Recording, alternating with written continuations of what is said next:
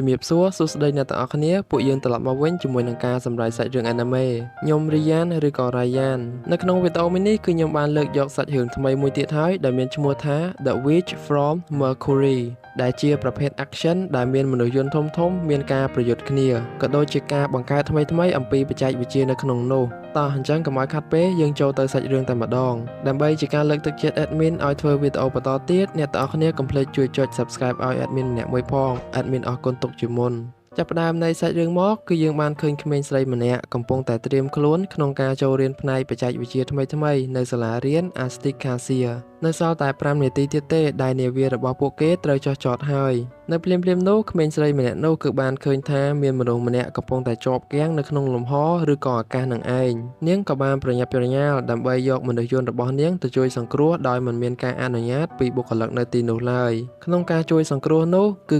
ជាក្មេងស្រីម្នាក់ទៀតដែលមានសក់ពណ៌សនាងគឺបានស្ដីបន្ទោសទៅក្មេងស្រីម្នាក់ទៀតដែលបានជួយសង្គ្រោះនាងនឹងឯងព្រោះតាមពិតទៅគេកំពុងតែរត់គេចពីកន្លែងមួយទេនៅពេលនោះដែរគេក៏បានឲ្យក្មេងស្រីដែលបានជួយសង្គ្រោះនាងនឹងទទួលការខុសត្រូវនៃរឿងដែលនាងបានរត់គេចនេះឯងក្មេងស្រីដែលមានសក់ពណ៌ក្រហមហ្នឹងក៏មានការយល់ព្រមទទួលរឿងខុសត្រូវទាំងអស់នេះសាច់រឿងក៏បានបង្ហាញអំពីសាលារៀន Aztec Cassia គឺនៅទីនោះមានទីធ្លាដីដ៏ធំមួយសម្រាប់មនុស្សយន្តវឹកហាត់ឬក៏ការប្រកួតផ្សេងៗនៅសាលារៀនមួយនេះគឺមានបច្ចេកវិទ្យាថ្មីៗមែនតើមនុស្សយន្តធំៗដែលសិស្សនៅទីនោះគឺបានបង្កើតឡើងបើនិយាយរួមទៅគឺនៅសាលាហ្នឹងគឺមានការបង្កើតថ្មីៗមែនតើតាក់ទងពីបច្ចេកវិទ្យាឬក៏ technology នឹងឯង Mercury Solata គឺជាក្មេងស្រីម្នាក់ដែលអ្នកទាំងអស់គ្នាបានឃើញតាំងពីចាប់ផ្ដើមនៃសាច់រឿងមកដំបូងមកម្ល៉េះវាជាលើកដំបូងរបស់នាងដូចគ្នាដែលមកសិក្សានៅកន្លែងនេះការមកទីនេះគឺនាងមានភាពខ្មាស់អៀនមែនតើហើយក៏មិនសូវចេះទំនាក់ទំនងល្អជាមួយនឹងមនុស្សដទៃនៅសាលារៀននឹងដែរនៅពេលនោះដែរមានក្មេងស្រីម្នាក់ទៀតមកណែនាំខ្លួនឲ្យនាងបានស្គាល់នាងមានឈ្មោះថា Nika Nanara ជានិស្សិតឆ្នាំទី2ផ្នែក Mechanic បើសិនជា Solata មានសំណួរចង់សួរនៅសាលារៀននេះក៏អាចសួរនាងបានដែរនៅពេលនោះដែរក៏មានក្មេងស្រីដទៃទៀតពី3នាក់គឺមកសួរ Solata បន្តតួអង្គស្រីរបស់យើង Solata នឹងគឺកាន់តែភ័យទៀតមិនហ៊ាននិយាយជាមួយគេនោះទេ3នាក់នឹងមកនិយាយជាមួយនឹង Solata នឹងគឺមកសួររឿងរ៉ាវដែលនាងមកពិភពថ្មីទៀតគឺពួកគេបានសួរ Solata អំពីការដែលនាងមកដល់ទីនេះរួចក៏បានមើលងាយទៅសក់របស់នាងផងដែររួចក៏បានមើលងាយទៅកាន់ Solata ដែរដែលតាក់ទងពីសក់របស់នាងដែលមិនទាន់សម័យដូចពួកគេសូម្បីតែសក់អត់ស្អាតសក់ស្រីចាស់ក៏គេបូលីដែរអ្នកទាំងអស់គ្នា Solata មកទីនេះគឺម្ដាយរបស់នាងដែលឲ្យមករៀននៅសាលានេះឯងនៅភ្លាមៗនោះក៏បានលេចចេញក្មេងស្រីម្នាក់ទៀតដែរដែលមានសក់ពណ៌សគឺជាក្មេងស្រីដែល Solata គឺបានជួយនៅលើអាកាសនឹងឯងនាងមានឈ្មោះថា Miorine Rembrandt ជាមនុស្សម្នាក់ដែលមានឈ្មោះល្បីល្បាញផ្នែកគ្រប់គ្រងយុទ្ធសាស្ត្រនាងក៏ជាកូនស្រីតែមួយគត់របស់លោក Darling Rembrandt ដែលគាត់ជាប្រធានក្រុម Benerit និងជាប្រធានក្រុមប្រឹក្សាភិបាលរបស់សាលាផងដែរនិយាយទៅគេមានខ្សែធំដែរហ្នឹងណានៅពេលដែល Solata បានឃើញនាងរៀងភ័យតិចដែរតែនាងក៏ចង់ទទួលខុសត្រូវនៅរឿងដែលនាងបានធ្វើទៅលើ Miorine ហ្នឹងការនិយាយគ្នារបស់ពួកគេហ្នឹងក៏បានធ្វើឲ្យសិស្សដទៃទៀតដែរដែលបានដឹងនៅរឿងទាំងអស់នេះនៅភ្លាមៗនោះដែរនៅទីធ្លាដែលពួកគេកំពុងតែនិយាយគ្នាហ្នឹងក៏คล้ายទៅជាកន្លែងប្រយុទ្ធគ្នាវិញគឺថាមនុស្សយន្ត Gold ជីតុកប្រយុទ្ធជាមួយនឹង Parker Gold មានពណ៌ស្វាយមានអត្ថភាពជាងមនុស្សយន្តដទៃទៀតដោយការប្រកួតមួយនោះគឺគេគ្រាន់តែចង់ឲ្យ Miorine បានឃើញសមត្ថភាពរបស់គេតែប៉ុណ្ណោះមនុស្សយន្ត Gold គឺបានចាក់មនុស្សយន្តមួយទៀតចំកណ្ដាលមុខតែម្ដងនៅពេលដែលការប្រយុទ្ធគ្នានោះខ្ទាតទៅវងមនុស្ស Miorine ក៏បានរត់ទៅជួយ Solata ដែរដើម្បីឲ្យចេញពីនោះកុំឲ្យមានការគ្រោះថ្នាក់ក្រោយពីបញ្ចប់ការប្រកួតម្ចាស់មនុស្សយន្តពណ៌ស្វាយក៏បានចេញមកគឺបាននិយាយទៅកាន់ Miorine ដែលនាងនិងក្រុមហ៊ុនរបស់នាងនឹងខ្លាយទៅជារបស់គេតែមួយគត់មិនយូរនោះទេអាគាត់ហ្នឹងគឺមកកន្លែងហ្នឹងដើម្បីឲ្យ Miorine គឺទៅរស់នៅជាមួយនឹងគេវិញមូលហេតុគឺនាងបានប្រកួតចាញ់ជាមួយនឹងអបៈហ្នឹងអញ្ចឹងហើយនាងត្រូវរៀបការជាមួយនឹងអបៈ Gold នឹងឯងសាច់រឿងក៏បានកាត់មកកាន់ផ្ទះរបស់ Miorine វិញដែលនៅពេលនោះSolata ក៏បានតាមនាងមកដែរនាងគឺបានមកអរគុណទៅដល់ Miorine ដែលបានជួយនាងនៅពេលដែលមានការប្រយុទ្ធគ្នានឹងឯងសំខាន់ Solata គឺបានឆ្លៀតសួរពីអបៈ Gold នឹងទៀតដែល Miorine គឺត្រូវតែ រៀបការជាមួយនឹងគាត់នឹងតែនាងមិនព្រមនោះទេហើយនាងតែងតែរត់គេចពីអប៉ែហ្គោលនឹងឯងរឿងទាំងអស់នេះគឺកើតចេញពីឪពុករបស់នាងទាំងអស់នាងមិនចូលចិត្តឪពុកនាងឡើយដោយសារតែភាពរីកចម្រើននៃក្រុមហ៊ុនរបស់គាត់ហើយគាត់មិនបានផ្ដល់សុភមង្គលដល់នាងឡើយកាត់មកកាន់មីអូរីណេវិញនៅបន្ទប់ឬក៏ផ្ទះរបស់គេគឺសុទ្ធតែរុក្ខជាតិហើយអ្វីដែលពិសេសសម្រាប់នាងនោះគឺផ្លែប៉េងប៉ោះរបស់នាងដែលបានដាំនឹងឯងនៅពេលនោះដែរស៊ូលេតាគឺមិនស្គាល់ផ្លែប៉េងប៉ោះទេតែភ្លាមហ្នឹងពោះរបស់ស៊ូលេតាក៏បានកោដែលមីអូរីណេបានឃើញបែបនេះនាងក៏បានឲ្យមួយទៅកាន់នាងឲ្យស្គាល់រសជាតិម្ដាយរបស់មីអូរីណេដែលជាអ្នកបង្កាត់ពូជនេះអញ្ចឹងហើយនាងក៏បានយកពូជហ្នឹងមកដាំបន្តទៀតទៅនៅពេលដែលនិយាយអំពីម្ដាយរបស់គេស៊ូលេតាក៏បាននឹកឃើញអំពីម្ដាយរបស់នាងដែរដែលគាត់បានឲ្យនាងមករៀននៅទីនេះព្រោះចង់ឲ្យភពរបស់គេមានការរីកចម្រើនភពរបស់គេនឹងគឺមានឈ្មោះថា Mercury ដែលជាតកូលរបស់ស៊ូលេតានឹងឯងអ្នកទាំងអស់គ្នាមីអូរីណេបានប្រាប់សូលេតាអំពី map នៅសាលារៀនដើម្បីឲ្យនាងងាយស្រួលមានផ្លូវទៅផ្ទះឬក៏ស្គាល់ map ច្បាស់អំពីសាលារៀនមួយនេះនៅពេលនោះអាប៉ែហ្គោលក៏បានមកដល់ដែរដែលគេមកទីនេះគឺចង់ឲ្យមីអូរីណេទៅរស់នៅជាមួយនឹងគេតែនាងមិនព្រមនោះទេបើទោះបីជាឪពុករបស់នាងដែលបានបង្កើតច្បាប់នេះមកក៏ដោយច្បាប់ហ្នឹងជាឪពុករបស់មីអូរីណេជាអ្នកបង្កើតបើសិនជានាងប្រកួតអត់ឈ្នះអាប៉ែហ្គោលហ្នឹងគឺអាប៉ែហ្គោលហ្នឹងនឹងយកនាងធ្វើជាប្រពន្ធអញ្ចឹងណាអញ្ចឹងទៅមីអូរីណេក៏បានចាញ់គេហើយឥឡូវហ្នឹងអាប៉ែហ្នឹងក៏បានមកតាមនាងឲ្យទៅរស់នៅជាមួយនឹងគេនៅពេលនោះដែរនាងក៏បានជេរទៅកាន់អាប៉ែហ្គោលហ្នឹងដែលគេក៏ជាកូនប្រុសម្នាក់ប្រៀបដូចនឹងឆ្កែអញ្ចឹងដែលតាមឪពុកដូចជានាងដែរអាប៉ែហ្គោលឮបែបនេះហើយក៏មានការខឹងសម្បាយ៉ាងខ្លាំងតែម្ដងហើយក៏បានកំទេចកំលែងរបស់នាងរស់នៅនោះឯងរួចគេក៏បានគំរាមទៅមីអូរីណេដែរព្រោះថាជាច្រើនលើកច្រើនសារហើយដែលគេមកធ្វើបែបនេះទៅកាន់មីអូរីណេស៊ូលេតាឃើញបែបនេះគេបានឲ្យគ្នារបស់អាប៉ែហ្នឹងទៅជួយសម្រួលគ្នាតែគេមិនសម្រួលបើសិនតែគ្នាគេហ្នឹងនៅខណៈពេលនោះដែរអាប៉ែហ្គោលហ្នឹងក៏បានរកវាយទៅលើមីអូរីណេស៊ូលេតាបានរត់ទៅទះអាប៉ែហ្គោលហ្នឹងមួយដៃនៅនឹងមុខមនុស្សគ្រប់គ្នាតែម្ដងស៊ូលេតាវាយហើយក៏ភ័យខ្លួនឯងដែរហ្នឹងណាអាប៉ែហ្គោលហ្នឹងក៏បានណែនាំខ្លួនទៅឲ្យនាងស្គាល់គេបានអះអាងថាគេគឺជាអ្នកស្នងមកកត់នៅសាលារៀនដែលនាងកំពុងរៀននឹងឯងហើយក៏ជាប្រធានគណៈកម្មការប្រកួតផងដែរនៅសាលារៀនគឺគេគឺជាអ្នកបម្រើមនុស្សយន្តលេខ1ទៀតដែលប៉ូកែប្រើប្រាស់មនុស្សយន្តលេខ1ហ្មងនៅក្នុងសាលាស៊ូលេតាគឺបានស្ដាប់អីទាំងអស់គឺនៅតែឲ្យគេហ្នឹងសុំទោសទៅកាន់មីអូរីណេដោយនៅពេលនោះដែរគេបាននិយាយថាខុសឬត្រូវសម្រាប់តាមការប្រកួតឬក៏នាងចង់ប្រកួតជាមួយនឹងគេដែរនៅភ្លាមនោះសូលេតាក៏បាននិយាយថាយល់ព្រមជាមួយនឹងអាប៉ែហ្គោលហ្នឹងដោយមិនមានការភ័យខ្លាចនោះទេបើទោះបីជាមីអូរីណេបានខកនាងក៏ដោយក៏នាងនៅតែយល់ព្រមប្រកួតដែរអាប៉ែហ្គោលហ្នឹងបាននិយាយថាបើសិនជានាងចាញ់ណាគឺនៅសាលាក៏នាងមិនបានរៀនបន្តទៀតដែរហើយតែគេមានខ្សែអញ្ចឹងណាបើសិនជាយើងចាញ់គេយើងក៏បានរៀនសាលាគេទៀតទេអញ្ចឹងសាច់រឿងក៏បានកាត់មកកាន់មនុស្សយន្តរបស់អាប៉ែហ្គោលនឹងវិញម្ដងគឺពួកគេគឺបានចាប់ផ្ដើមចេញដំណើរការហើយនៅពេលដែលពួកគេបានដកមនុស្សយន្តនឹងចេញមកមនុស្សម្នានៅទីនោះគឺមានការរីករាយមែនទែនដោយសារតែពួកគេបានឃើញមនុស្សយន្តហ្គោលមានការប្រកួតម្ដងទៀតព្រោះថាគេគឺជាជើងខ្លាំងម្នាក់ដែលគ្មានអ្នកណាអាចយកឈ្នះគេបាននោះទេការប្រកួតក៏មានការចាប់ផ្ដើមហើយគ្នារបស់អាប៉ែហ្គោលដែលកំពុងតែទស្សនាហ្នឹងក៏បាននិយាយថាមនុស្សយន្តរបស់សូលេតាត្រឹមតែជាវត្ថុចាស់ដែលនាងបានយកមកប្រកួតនោះទេនិយាយទៅពួកនឹងនិយាយគ្នាហ្នឹងគឺមើងងាយទៅមនុស្សយន្តរបស់សូលេតានឹងឯងប៉ុន្តែអ្នកដែលបញ្ជាមនុស្សយន្តហ្នឹងគឺមីអូរីណេទេដោយសារតែមនុស្សយន្តរបស់មីអូរីណេគឺបានចាញ់អាប៉ែហ្នឹងម្ដងហើយអញ្ចឹងហើយការប្រកួតលើកទី2នេះគឺមីអូរីណេក៏បានយកមនុស្សយន្តរបស់សូលេតាទៅប្រកួតប៉ុន្តែបើសិនជាមីអូរីណេមិនចេះឬក៏មិនយល់ពីកន្លែងណាបញ្ជានៃមនុស្សយន្តនោះសូលីតាក៏អាចចូលទៅជួយនាងបានដែរនៅក្នុងការប្រកួតក៏បានចាប់ផ្ដើមដែរដោយមីអូរីណេមិនចេះប្រើប្រាស់អាវុធនោះទេដែលបណ្ដាលឲ្យបាញ់មួយគ្រាប់ទៅធ្វើឲ្យដួលខ្លួនឯងនៅភ្លាមៗតែម្ដងរួចក៏ងើបឡើងហើយទៅទប់ទល់ម្ដងទៀតជាមួយនឹងមនុស្សយន្តខាងហ្គោលនោះឯងតែខាងគេហ្នឹងគ្រាន់តែបុកមនុស្សយន្តរបស់មីអូរីណេហ្នឹងគឺនាងដួលយកតែម្ដង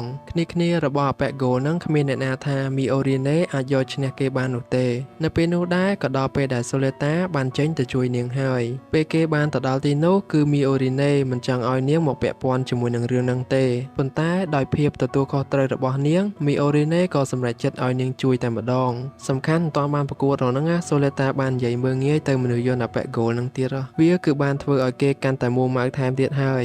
ការប្រយុទ្ធក៏កាន់តែខ្លាំងដែរសូលេតាបាននិយាយអំពីម្ដាយរបស់នាងដែលបានលើកទឹកចិត្តគេឲ្យមានការប្រកួតនៅពេលដែលមីអូរីណេបានលើកបែបនេះគេក៏មានកម្លាំងចិត្តប្រកួតជាមួយនឹងសូ Soleta ដែរនៅពេលដែលពួកគេបានត្រូវដៃគ្នាហើយពួកគេក៏មានភាពក្លាហានប្រយុទ្ធបន្តទៀតខណៈពេលនោះដែរពួកគេបានបំបែកកំទេចផ្សេងៗនៅជាប់ខ្លួនមនុស្សយន្តរបស់ពួកគេហើយធ្វើជារនាំងដើម្បីការពារខ្លួនមួយគ្រាប់ដ៏ខ្លាំងរបស់អប៉ែកហ្គោលគឺមិនមានការខូចខាតទៅលើមនុស្សយន្ត Soleta នោះទេនៅពេលនោះដែរគ្នារបស់អប៉ែកហ្គោលហ្នឹងគឺមានការភ្ញាក់ផ្អើលខ្លាំងមែនទែនដែលបានឃើញបែបនេះរនាំងរបស់ពួកគេក៏ខ្លាចទៅជាកូនកំភ្លើងទូចៗហើយបាញ់ទៅអប៉ែកហ្គោលនឹងយកតែម្ដងត្រឹមតែមួយរំពេចភ្នែកទេមនុស្សយន្តអប៉ែកហ្គោលហ្នឹងគឺបានដាច់ដៃនិងដាច់ជើងចេញពីគ្នាហើយរួចក៏ប្រើមួយកាំបិតចុងក្រោយរបស់ Soleta និង Miorine ក៏បានយកឈ្នះពួកគេតែម្ដងអញ្ចឹងហើយការប្រកួតមួយនេះគឺពីរអ្នកគេនឹងយកឈ្នះអប៉ែកនឹងបានហើយ Miorine បានឲ្យ Soleta ធ្វើជាគូដណ្ដឹងរបស់នាងតែម្ដងដែលសម្លៀកបំពាក់ដែលនាងឲ្យនេះគឺជានិមិត្តសញ្ញាដែលយកឈ្នះអប៉ែកនឹងហើយក៏ជានិមិត្តសញ្ញាជាគូដណ្ដឹងរបស់នាងផងដែរទាំងអស់ហ្នឹងគឺជាច្បាប់បើទោះបីជានាងជាស្រីឬក៏នាងបានបដិសេធក៏ដោយនៅអំឡុងពេលនោះដែរក៏មានការប្រកាសចាប់ខ្លួន Soleta ហើយនិងមនុស្សយន្តរបស់នាងដោយគេបានលើកហេតុផលថា Soleta បានប្រើប្រាស់កាំភ្លើង Gundam បើទោះបីជា Soleta ហើយនិង Miorine បានព្យាយាមប្រកែកក៏ពួកគេនៅតែចាប់ខ្លួន Soleta ដែរការប្រកាសចាប់ខ្លួននេះគឺចេញមកពីឪពុករបស់ Miorine នឹងឯងដែលគាត់គឺបានដាក់ច្បាប់បែបនេះការស្វែងរកនៃផ្នែកកំទេចដែល Soleta បានបញ្ចេញក្នុងការប្រកួតនោះគឺពួកគេមិនប្រកាសច្បាស់លាស់ទេទៅលើកាំភ្លើងដែលមានឈ្មោះ Gundam នោះឯងក្នុងការចាប់ខ្លួន Soleta គឺពួកគេបានសាកសួរសំណួរជាច្រើនដែលតាក់ទងជាមួយនឹងកាំភ្លើងរបស់មនុស្សយន្តរបស់នាងនោះឯង Soleta ក៏មិនដឹងដែរនាងដឹងត្រឹមថាមនុស្សយន្តរបស់គេមានឈ្មោះ Area បានបំពាក់មុខងារអ្វីក៏នាងមិនដឹងដែរនៅក្នុងក្រុមហ៊ុនរបស់ឪពុក Miorine គឺបានឲ្យបុគ្គលិករបស់គាត់ស្វែងរកបន្ថែមទៀតតាក់ទងអំពីការបង្កើតកាំភ្លើងនេះចេញមកប៉ុន្តែពួកគេមិនមានហេតុផលណាដែលអាចសម្រេចត្រូវនោះទេព្រោះពួកគេក៏បានដឹងដែរថានៅកន្លែងដែល Soleta រស់នៅឬក៏ក្រុមហ៊ុនណាមួយអាចបង្កើតវាបាននោះទេពួកគេក៏មានគម្រោងចង់ឲ្យមនុស្សយន្តរបស់នាងត្រឡប់ទៅពិភពដើមវិញឬក៏ក្រុមហ៊ុនដែលបានបង្កើតមនុស្សយន្តនឹងឯងហើយចំណែកឯការប្រកួតវិញពួកគេក៏បានសម្រេចចិត្តថាទុកជាមុខខៈព្រោះមិនដឹងច្បាស់អំពីអាវុធរបស់ Soleta ដែលនៅក្នុងការប្រកួតនោះឯងនៅពេលនោះដែរលោក Darling ដែលជាឪពុករបស់ Miorine ក៏បានសម្រេចចិត្តថាក៏ហៅមនុស្សដែលនៅតំបន់ Soleta មកសួរនាំអំពីរឿងនេះសាច់រឿងក៏បានបង្ហាញអំពី Miorine វិញដែលនាងកំពុងតែរៀបចំនៅផ្លែឈើរបស់នាងនៅពេលនោះដែរគ្នារបស់ Go ក៏បានមកផ្លែផ្កាទៅ Miorine និង Soleta ដោយពួកគេបានគិតថា Miorine គឺជាដៃមួយផ្នែកដែលបានចូលរួមជាមួយនឹង Soleta នឹងឯងហើយ3នាក់នឹងមកនេះគឺចង់រៀបចំរបស់របរនិងដំណាំឲ្យនាងវិញតែខណៈពេលនោះដែរពួកគេបានបង្ហើបរឿងដែលប្រធានសាលាបានបណ្ដេញ Soleta ហើយនិងមនុស្សយន្តរបស់នាងចេញពីសាលានៅពេលនោះMiorine ឮអញ្ចឹងគឺមិននៅស្ងៀមទៀតទេនាងបានឲ្យពួកគេមករៀបចំរបស់របរឬក៏ដំណាំឲ្យនាងព្រោះអីពួកគេមកជួយនោះអីហើយ Miorine បាននិយាយថាបើសិនជាពួកគេហ៊ានតែប៉ះពេញប៉ោះរបស់នាងពួកគេគឺស្លាប់គ្មានដីកប់នោះទេរៀងកាចដែរហ្នឹងសាច់រឿងក៏បានបង្ហាញបន្តិចតាក់ទងជាមួយនឹងនីកាហើយនិងមិត្តភ័ក្តិរបស់នាងដទៃទៀតដែលពួកគេបាននិយាយតាក់ទងអំពី Soleta ដែលនាងមានកំភ្លើងដ៏ខ្លាំងមួយនោះនៅពេលនោះដែរក៏បានលេចចេញគ្នារបស់ Gold មកគឺពួកគេបានមកសុំអង្គុយនៅតុជាមួយនឹងនីកាដែរដោយនៅពេលនោះពីរនាក់ហ្នឹងគឺប្រើពាក្យសម្ដីឆ្លើយមែនតែនអ្នកទាំងអស់គ្នាហើយព្រមទាំងស្ដោះកៅស៊ូទៅចូលបាយរបស់នីកាទៀតនីកាគឺជាមនុស្សម្នាក់ដែលមើលទៅមិនអាក្រក់អីនោះទេតែនាងក៏មិនប្រកាន់ទៅពួកមនុស្សប្រភេទនេះដែរក្រោយពេលនោះពួកគេក៏បានចេញពីកន្លែងនោះបញ្ចប់រឿងតែម្ដងសាច់រឿងក៏បានកាត់មកកាន់ Miorine វិញដែលនាងបានទៅសួរអ្នកមើលការខុសត្រូវនៅក្រុមហ៊ុនរបស់ឪពុកនាងដោយបុគ្គលិកនៅទីនោះគឺមិនបានប្រាប់នាងអំពី Soleta នោះទេនៅពេលនោះដែរឪពុករបស់នាងក៏មានសារមួយចង់ឲ្យនាងបានដឹងគឺគាត់ចង់ឲ្យនាងទៅសាលារៀនវិញចំពោះគូដណ្ដឹងក៏ត្រូវឪពុករបស់នាងជាអ្នកចាប់ចែងដែរសារមួយនេះគឺបានធ្វើឲ្យនាងខឹងខ្លាំងមែនទែនចំពោះរឿងទាំងអស់នេះនៅពេល Miorine បានចេញពីទីនេះទៅបន្ទប់ទឹកខណៈពេលនោះដែរក៏មានស្ត្រីម្នាក់បានមើលឃើញស្ថានភាពនេះដែរបានបន្តិចក្រោយមកស្ត្រីនោះក៏បានទៅនិយាយជាមួយនឹង Miorine ដោយគាត់ចង់ជួយនាងចេញពីទីនេះហើយទៅភពផែនដីដោយ Miorine បានលើអញ្ចឹងនាងក៏សម្រេចចិត្តធ្វើតាមស្ត្រីមួយនោះពួកគេក៏ចាប់ផ្ដើមទៅកន្លែងដែលឪពុករបស់នាងប្រជុំពីការសាកសួរអំពីមនុស្សដែលនៅក្រុមហ៊ុន Shinsei ក្រុមហ៊ុន Shinsei គឺជាអ្នកបង្កើតមនុស្សយន្ត Area របស់ Soleta នឹងឯងអ្នកទាំងអស់គ្នា សាច់រឿងក៏បានកាត់មកកាន់ឪពុក Goal ដែលបានស្ដីបន្ទោសឲ្យគេអំពីការចាញ់ការប្រកួតនៅថ្ងៃមុននោះប៉ុន្តែគាត់បានចាប់ទុកការប្រកួតនេះគឺជាមុខខែហើយដើម្បីកុំឲ្យក្រុមហ៊ុនរបស់គាត់ធ្លាក់ចុះឬក៏អាម៉ាស់មុខនឹងឯងនៅពេលនោះដែរមនុស្សតំណាងរបស់សាជីវកម្មអភិវឌ្ឍស៊ីនសៃក៏បានមកដល់ដែរដែលគាត់គឺជាមនុស្សស្រីហើយបានពាក់របាំងមុខដែលមានឈ្មោះថា Prospera សាច់រឿងក៏បានកាត់មកកាន់ Suleta វិញដែលគេកំពុងតែឃុំឃាំងនាងឲ្យនៅតែម្នាក់ឯងនៅពេលនោះដែរមានមនុស្សប្រុសម្នាក់ដែលគេជាគ្នារបស់ Goal គឺបានមកយកអាហារឲ្យទៅកាន់នាងគេមានឈ្មោះថា Elen Sires មើលទៅគេហាក់បីដូចជាចូលចិត្ត Suleta អញ្ចឹងតែគេបានមកប្រាប់ Suleta ថាគេចង់រៀនបន្ថែមទៀតអំពីនាងសាច់រឿងក៏បានបង្ហាញអំពីការប្រជុំវិញម្ដងដោយគ្នារបស់លោកប្រធាន Darling គឺនៅជុំវិញអ្នកនាង Prospera តែម្ដងដូច្នេះដែរពួកគេបានសួរនាំអំពី Gundam វាគឺចេញមកពីណាអ្នកនាង Prospera គឺបានប្រាប់ថាក្រុមហ៊ុនរបស់គាត់គឺជាអ្នកបង្កើតវាឡើងហើយហៅថា Area ហើយកាំភ្លើងដែលចេញមកពីខ្លួន Area ក៏មិនមែនជា Gundam ដែរវាគ្រាន់តែជាដ្រូនតែប៉ុណ្ណោះពួកគេនៅតែអះអាងថាការបង្កើតមនុស្សយន្តនោះគឺមានការដាក់បញ្ចូលគ្រឿងដែលចេញមកពី Gundam ប៉ុន្តែអ្នកនាង Prospera មានចម្លើយយ៉ាងល្អទៅកាន់ពួកគេវិញហើយព្រមទាំងមើលងាយទៅសមាជិកប្រធាននោះឲ្យតែមានអ្នកណាហ៊ានលូកមាត់ពួកគេមិនមានភាពទុកចិត្តទៅលើព្រះនាង Prospera នោះទេដោយសារតែគាត់មកម្ដងនេះគឺមានពាក់របាំងមុខនៅភ្លាមនោះព្រះនាង Prospera ក៏បានធ្វើឲ្យពួកគេទុកចិត្តមកលើគាត់គឺគាត់បានដោះដៃម្ខាងរបស់គាត់បោះទៅឲ្យពួកគេតែម្ដងដើម្បីឲ្យពួកគេមានភាពទុកចិត្តកាន់តែប្រាកដប៉ុន្តែប្រធាន Darling គឺមិនព្រមនោះទេហើយគាត់បានដកចេញចំពោះអ្នកដែលប្រើប្រាស់មនុស្សយន្តនោះនៅខណៈពេលនោះដែរ Miorine ក៏បានមកដល់ដែរនាងមានយោបល់ចង់ឲ្យផ្លាស់ប្ដូរច្បាប់របស់ឪពុករបស់គេព្រោះថាគាត់មើលងាយខ្លាំងមែនតើមិនសូម្បីតែកូនខ្លួនឯងហើយព្រមទាំងគ្រប់គ្រងជីវិតរបស់នាងដោយមិនបានសួរនាងឬក៏ពន្យល់ប្រាប់ពីហេតុផលថាហេតុអ្វីបានជាគ្រប់គ្រងទាំងស្រុងបែបនេះលោក Darling បានប្រើពាក្យធ្ងន់ធ្ងរមែនតើទៅកាន់ Miorine ព្រោះគាត់គឺជាមនុស្សម្នាក់ធំជាងគេហើយមានអំណាចខ្លាំងជាងអ្នកដទៃទៀតអញ្ចឹងហើយអ្វីគឺគាត់ជាអ្នកគ្រប់គ្រងទាំងអស់តែម្ដងនៅភ្លាមនោះ Miorine ក៏បានដាក់ challenge មួយគឺការប្រកួតបើនាងឈ្នះនាងនឹងយក Suleta ធ្វើជាគូដណ្ដឹងហើយបើគាត់ឈ្នះគាត់ចង់ធ្វើអ្វីមកលើជីវិតនាងក៏ធ្វើទៅគាត់មិនអាចហាមឃាត់នាងបាននោះទេដោយសារតែនេះគឺជាច្បាប់ដែលគាត់បានបង្កើតឡើងដោយខ្លួនឯង Miorine ស្រែកយកតែម្ដងអ្នកទាំងអស់គ្នាសំខាន់ចង្អុលមុខឪពុកនៅមុខមនុស្សដទៃគ្រប់គ្នាតែម្ដងនៅខណៈពេលនោះដែរអ្នកគ្រប់គ្រងរបស់លោក Darling ក៏បាននិយាយថាពួកគេក៏មានអ្នកបង្កើតមនុស្សយន្តថ្មីមួយឬក៏ពីរទៀតដែលកំពុងតែមានទីផ្សារខ្លាំងមែនតើហើយមនុស្សយន្តទាំងអស់នោះក៏អាចយកមកប្រើការបានដែរអ្នកនាង Prospera ក៏បានដាក់បន្ថែមទៀតថាបើអញ្ចឹងប្រកួតតែម្ដងទៅព្រោះនាងក៏ចង់ឲ្យមនុស្សយន្ត Area របស់គាត់បានបង្ហាញសមត្ថភាពទៀតដែរបន្តទៅទៀតគ្នារបស់លោក Darling ក៏បានឲ្យអ្នកនាង Prospera ត្រូវតែផ្ដល់ទិន្នន័យបច្ចេកទេសម៉ាស៊ីន Area ទៅកាន់ពួកគេដែរនៅចំណុចនេះពួកគេធ្វើបែបនេះគឺចង់ដឹងឬក៏ស្វែងរកចំណុចខ្សោយរបស់មនុស្សយន្ត Area នោះឯងនិយាយទៅគ្នាគេឆ្លាតដែរហ្នឹងណាអ្នកទាំងអស់គ្នាដូច្នេះការប្រកួតមួយនេះក៏បាននិយាយត្រូវគ្នាអស់ហើយMiorine ក៏បានមកជួប Suleta ហើយរឿងដែលការប្រកួតនេះនាងក៏បានប្រាប់ឲ្យបានដឹងដែរបើសិនជានាងចាញ់នាងនឹងចាក់ចេញពីសាលាហើយមនុស្សយន្តក៏ត្រូវកំទេចចោលដែរអញ្ចឹងហើយពួកគេគឺត្រូវតែឈ្នះដើម្បីជ័យជំនះរបស់ពួកគេនឹងឯង Miorine គឺបាននិយាយទៅកាន់ Suleta ធ្វើយ៉ាងម៉េចឲ្យនាងត្រូវតែឈ្នះក្នុងការប្រកួតមួយនេះនៅពេលនោះ Suleta មិនចង់ប្រកួតនោះទេព្រោះនាងមានបញ្ជីសម្រាប់ដែលនាងមកសាលានេះគឺទី1បង្កើតមិត្តភ័ក្តិទី2ដាក់ nickname ឲ្យមិត្តភ័ក្តិទី3ញ៉ាំអីជាមួយគ្នានៅលើដំបូលទី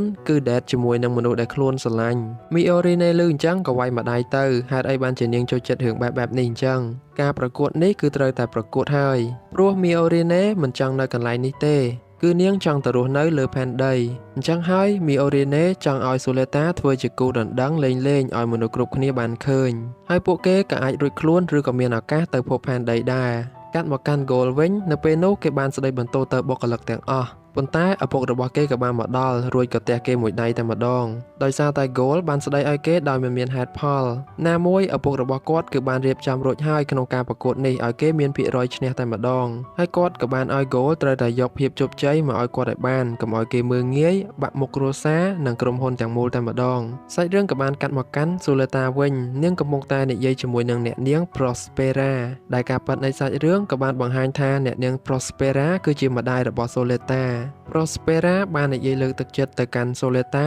ឲ្យនាងខំប្រឹងយកជ័យជំនះឲ្យគាត់ឲ្យបានគាត់ក៏បានប្រាប់ដែរថាអ្វីដែលគេបាននិយាយថានាងបានប្រើប្រាស់ Gundam ហ្នឹងគឺមិនពិតនោះទេ Soleta បានប្រាប់ម្ដាយខ្លួនថានៅសាលារៀនគេបាននិយាយថានាងគឺជាមេធ្មប់អញ្ចឹងហើយទើបមាន Gundam មួយនេះអ្នកនាង Prospera ក៏បាននិយាយថារឿងទាំងអស់នេះគឺមិនពិតនោះទេពាក្យទាំងនេះគឺធ្វើឲ្យ Soleta មានកម្លាំងចិត្តត្រៀមខ្លួនជាមួយនឹងការប្រកួតនៅថ្ងៃមុខនេះឯងនៅក្នុងសាលារៀនគឺមានសិស្សជាច្រើនក៏បាននិយាយតៗគ្នាអំពីការប្រកួតម្ដងទៀតNika បានមកនិយាយជាមួយនឹង Soleta ដែលបានសរសើរនាងហើយនឹងមនុស្សយន្តរបស់គេក្នុងការប្រកួតថ្ងៃនោះនិយាយគ្នាមិនបានប៉ុន្មានផងក៏ Pegol ក៏បានដើរមក Soleta បានឃើញគេហើយមានអារម្មណ៍ថាខ្លាចគេមិនទេមិនហ៊ានឈរទល់មុខគេនិយាយជាមួយគ្នាទេPegol មកនេះគឺគ្រាន់តែប្រាប់គេឯងឲ្យដឹងថាការប្រកួតលើកមុនហ្នឹងបានចាប់ទុកជាមុខខៈហើយគ្រាន់តែនិយាយបានប៉ុណ្ណឹង Soleta រត់ទៅបាត់តែម្ដងសាច់រឿងក៏បានបង្ហាញបន្តិចដែលអ្នកនាង Prospera បានឲ្យទិន្នន័យបច្ចេកទេសរបស់មនុស្សយន្ត Area ទៅឪពុក Gol រួចអ្នកនាង Prospera ក៏បាននិយាយថាកំចង់មកជាច្រើនអ្នកដតីទៀតកំចង់ធ្វើស៊ីអ្នកដតីបែបនេះអីហើយក៏បានដើរចេញតែម្ដងសាច់រឿងក៏កាត់មកកាន់ Soleta ហើយនិង Miorine វិញដោយពួកគេកំពុងតែដាក់ជីទៅលើដំណាំរបស់ពួកគេ Miorine បានឲ្យ Soleta ចូលទៅកន្លែងដែលនាងរស់នៅពេលនោះ Soleta សប្បាយចិត្តពេកភ្លេចខ្លួនច្រឡំនិយាយថាខ្លួនមានមិត្តភក្តិដ៏ល្អហើយតែ Miorine ក៏បានស្ដីឲ្យគេហើយក៏ដាស់តឿនគេឲ្យត្រូវតែយកឈ្នះក្នុងការប្រកួតឲ្យបានដើម្បីឲ្យពួកគេបានចេញពីទីនេះភ្លាមៗនោះ Elan ក៏បានមកនិយាយជាមួយនឹង Soleta គឺមកប្រាប់នាងថាគណៈកម្មការគឺបានកោះហៅនាងឲ្យទៅពេលនេះElan មិនដឹងតាក់ទងនាងតាមណានោះទេអញ្ចឹងទៅក៏មកដល់តែម្ដងអញ្ចឹងហើយពួកគេក៏បាន connect ជាមួយគ្នា Soleta បានមនុស្សម្នាក់ទៀតហើយដែលចូលបញ្ជីរបស់នាងរួចគេក៏សប្បាយចិត្តហើយក៏បានប្រាប់ Elan អំពីបញ្ជីរបស់នាងដូចគ្នាចូលមកជួបគណៈកម្មការវិញដែលគាត់មានសក់វែងហើយពណ៌លឿងដែលគាត់មានឈ្មោះថា Sadie Senanli គាត់បានកោះហៅអ្នកដែលត្រូវប្រកួតប្រជុំគ្នានិយាយតាក់ទងពីការប្រកួតនៅថ្ងៃមុខនេះដោយម្នាក់ៗអាចមានការស្នើសុំមួយមុនពេលការប្រកួតចាប់ផ្ដើមSoleta មិនមានអ្វីច្រើនទេនាងគ្រាន់តែចង់ឲ្យអ្នកដែលចាញ់នាងគឺសុំទោសទៅ Miorine ចំណែកឯ Gol ក៏ដូចគ្នាដែរចំពោះការស្នើសុំមួយនេះក្រោយពីបញ្ចប់ការសន្យាក៏មានមនុស្សស្រីម្នាក់បាននិយាយឌៀមដាមទៅកាន់ Gol គឺថាឲ្យ Gol គិតគូរឲ្យច្បាស់ទៅមុនការប្រកួតមួយនេះព្រោះបើចាញ់ម្ដងនេះទៀតគ្មានលេសអ្វីមកត្រូវដោះស្រាយជាមួយនឹងការប្រកួតមួយនេះទៀតទេពាក្យទាំងអស់នេះក៏ធ្វើឲ្យប៉ះពាល់អារម្មណ៍ Gol ដែរប៉ុន្តែ Soleta ក៏បានបញ្ចប់ពួកគេភ្លាមព្រោះខ្លាចមានការកាប់ចាក់ការរៀបចំមនុស្សយន្តរបស់ Gol ក៏បានរួចរាល់អស់ហើយដែរនៅពេលនោះដែរប្អូនរបស់គេក៏បានមកលើកទឹកចិត្តឲ្យគេដែរគេត្រូវតែយកឈ្នះក្នុងការប្រកួតនេះឲ្យបានព្រោះមិនមែនធ្វើដើម្បីតែខ្លួនឯងនោះទេគឺក្រុមហ៊ុននិងក្រុមគ្រួសារទាំងមូលតែម្ដងចំណែកឯ Soleta វិញក៏បានត្រៀមមនុស្សយន្តរបស់ខ្លួនរួចជាស្រេចដូចគ្នាដែរហើយ Soleta ក៏ទទួលបានការលើកទឹកចិត្តពី Miorine ដែរក្នុងការប្រកួតនេះមិនថាតែសិស្សទេពួកគេមានការតាមដានមែនតែនចង់ដឹងថាអ្នកណាជាអ្នកឈ្នះក្នុងការប្រកួតមួយនេះអ្នកខ្លះទៅក៏នៅខាង Gol ហើយអ្នកខ្លះទៀតទៅក៏នៅខាង Soletaដូច្នេះដែរការប្រកួតក៏បានចាប់ផ្ដើមហើយដំបូង Soleta បានប្រើប្រាស់កាំភ្លើងបាញ់ទៅ Gol គ្រប់គ្រាប់ទាំងអស់ Gol មានការគេចខ្លួនយ៉ាងឆាប់រហ័សរួចក៏គប់លំពែងខ្លួនទៅ Soleta វិញ Soleta បានប្រើប្រាស់រនាំងដើម្បីការពារលំពែងនោះដែរតែលំពែងមួយនោះក៏បានត្រឡប់ហោះមករកគេវិញក៏ធ្វើឲ្យនាងខ្ទាតទៅទីម្ខាងហើយគេក៏បានឆ្លៀតបាញ់មួយគ្រាប់ទៅ Gol វិញ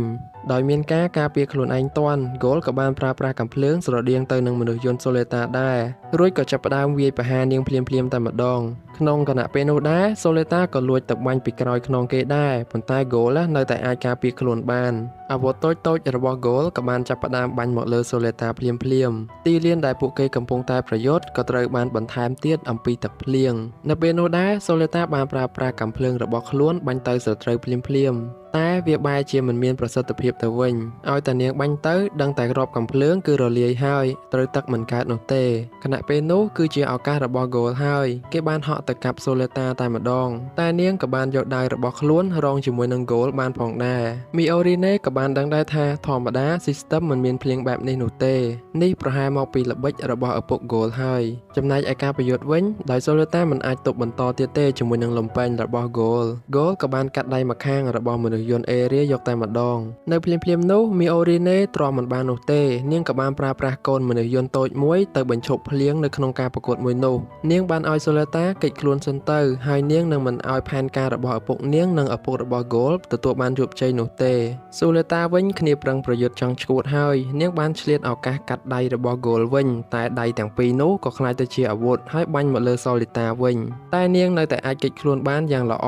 ចំណែកឯមីអូរីណេវិញក៏បានទៅបង្ក្រាបមនុស្ស2នាក់ដែលបានយាមកន្លែងដែលបើកទឹកភ្លៀងនោះរួចស៊ីស្ទឹមក្នុងការប្រយុទ្ធនោះក៏លែងមានទឹកភ្លៀងទៀតដែរមីអូរីណេបានប្រាប់ទៅសូលេតាថានេះគឺជាឱកាសដែលនាងអាចយកឈ្នះគេបានហើយនៅពេលនោះដែរសូលេតាក៏បានប្រើក្បាច់ចាស់របស់មនុស្សយន្តអេរីរបស់គេទៅវាយប្រហារហ្គោលភ្លាមៗតែម្ដងនៅក្នុងស្ថានភាពនោះវាគឺជាបញ្ហាមួយរបស់ហ្គោលហើយខណៈពេលដែលគេកំពុងតែមានបញ្ហាហើយឪពុករបស់គេក៏បានបង្ខំឲ្យគេបន្តប្រយុទ្ធទៀតដើម្បីយកឈ្នះនាងឲ្យបានអញ្ចឹងណាប៉ុន្តែហ្គោលគឺមានការខកចិត្តខ្លាំងមែនទែនដែលឪពុករបស់ខ្លួនបានប្រើប្រាស់ល្បិចលេងជាមួយនឹងសូលេតាព្រោះគេចង់ប្រយុទ្ធជាមួយនឹងនាងដោយយុត្តិធម៌តែម្ដងទាំងប្អូនទាំងឪពុកបង្ខំគេពេកពេលហ្នឹងគេក៏បានវាយស្គីនឹងចោលតែម្ដងហើយគេក៏បន្តប្រយុទ្ធបន្តទៀតដើម្បីឲ្យឪពុកគេបានឃើញបានអស់ចិត្តអញ្ចឹងណាហ្គោលបានចាប់ផ្ដើមបាញ់ដៃរបស់ខ្លួនឯងដែលមានជាប់ខ្សែទៅសូលេតាហើយបានក្រវាត់សូលេតាទៅទីម្ខាងទៀតប៉ុន្តែសូលេតានៅតែអាចសម្របខ្លួនបានក្នុងស្ថានភាពមួយនោះនៅភ្លាមនោះសូលេតាក៏បានហក់ទៅចាក់ហ្គោលដើម្បីឲ្យគេយករនាំងមកខាងខ្លួនបន្ទាប់មកនាងក៏បានប្រើប្រាស់ដៃដែលបានដាច់នោះឆក់ឱកាសកាត់ប្រម៉ោយរបស់មនុស្សយុទ្ធគេភ្លាមៗតែម្ដង System នៅក្នុងការប្រយុទ្ធមួយនោះក៏បានប្រកាសថាសូលេតាគឺយកឈ្នះគេហើយមីអូរីណេហើយនិងសូលេតាគឺពិតជាសប្បាយចិត្តខ្លាំងមែនទែនដែលពួកគេអាចយកឈ្នះការប្រយុទ្ធនេះបានអញ្ចឹងណាហើយសូលេតាក៏បានដាក់ឈ្មោះឲ្យមីអូរីណេជាមីអូនៅក្នុងបញ្ជីរបស់នាងដែលយើងហៅថាជា nickname ផ្ទាល់ខ្លួនគេអញ្ចឹងណារួចមកសូលេតាក៏បានទៅនិយាយពាក្យល្អៗទៅកាន់ហ្គោលដែរហើយនៅខណៈពេលនោះហ្គោលក៏បានសុំសូលេតារៀបការយកតែម្ដងអ្នកទាំងអស់គ្នាចំណុចនេះ admin ស្ទើរតែអត់ជឿទេថាហ្គោលហ៊ានសុំសូលេតារៀបការមីអូរីណេហើយនិងសិស្សដទៃទៀតមានការភ្ញាក់ផ្អើលខ្លាំងមែនទែនសូម្បីតែឪពុកហើយនិងប្អូនណាក៏មិននឹកស្មានថាទៅជាបែបនេះដែរខណៈពេលនោះដែរសូលេតាអៀនពេកនាងក៏បានឡើងមនុស្សយន្តហោះទៅភ្លាមៗតែម្ដងក្រោយពីរឿងនេះបានបញ្ចប់ឪពុកហ្គោលគឺមានការអាម៉ាស់មុខខ្លាំងមែនទែនដែលនៅក្នុងពេលនោះក្រុមហ៊ុននានាបានមកសួរនាំអំពីរឿងទាំងអស់ហ្នឹងអញ្ចឹងណា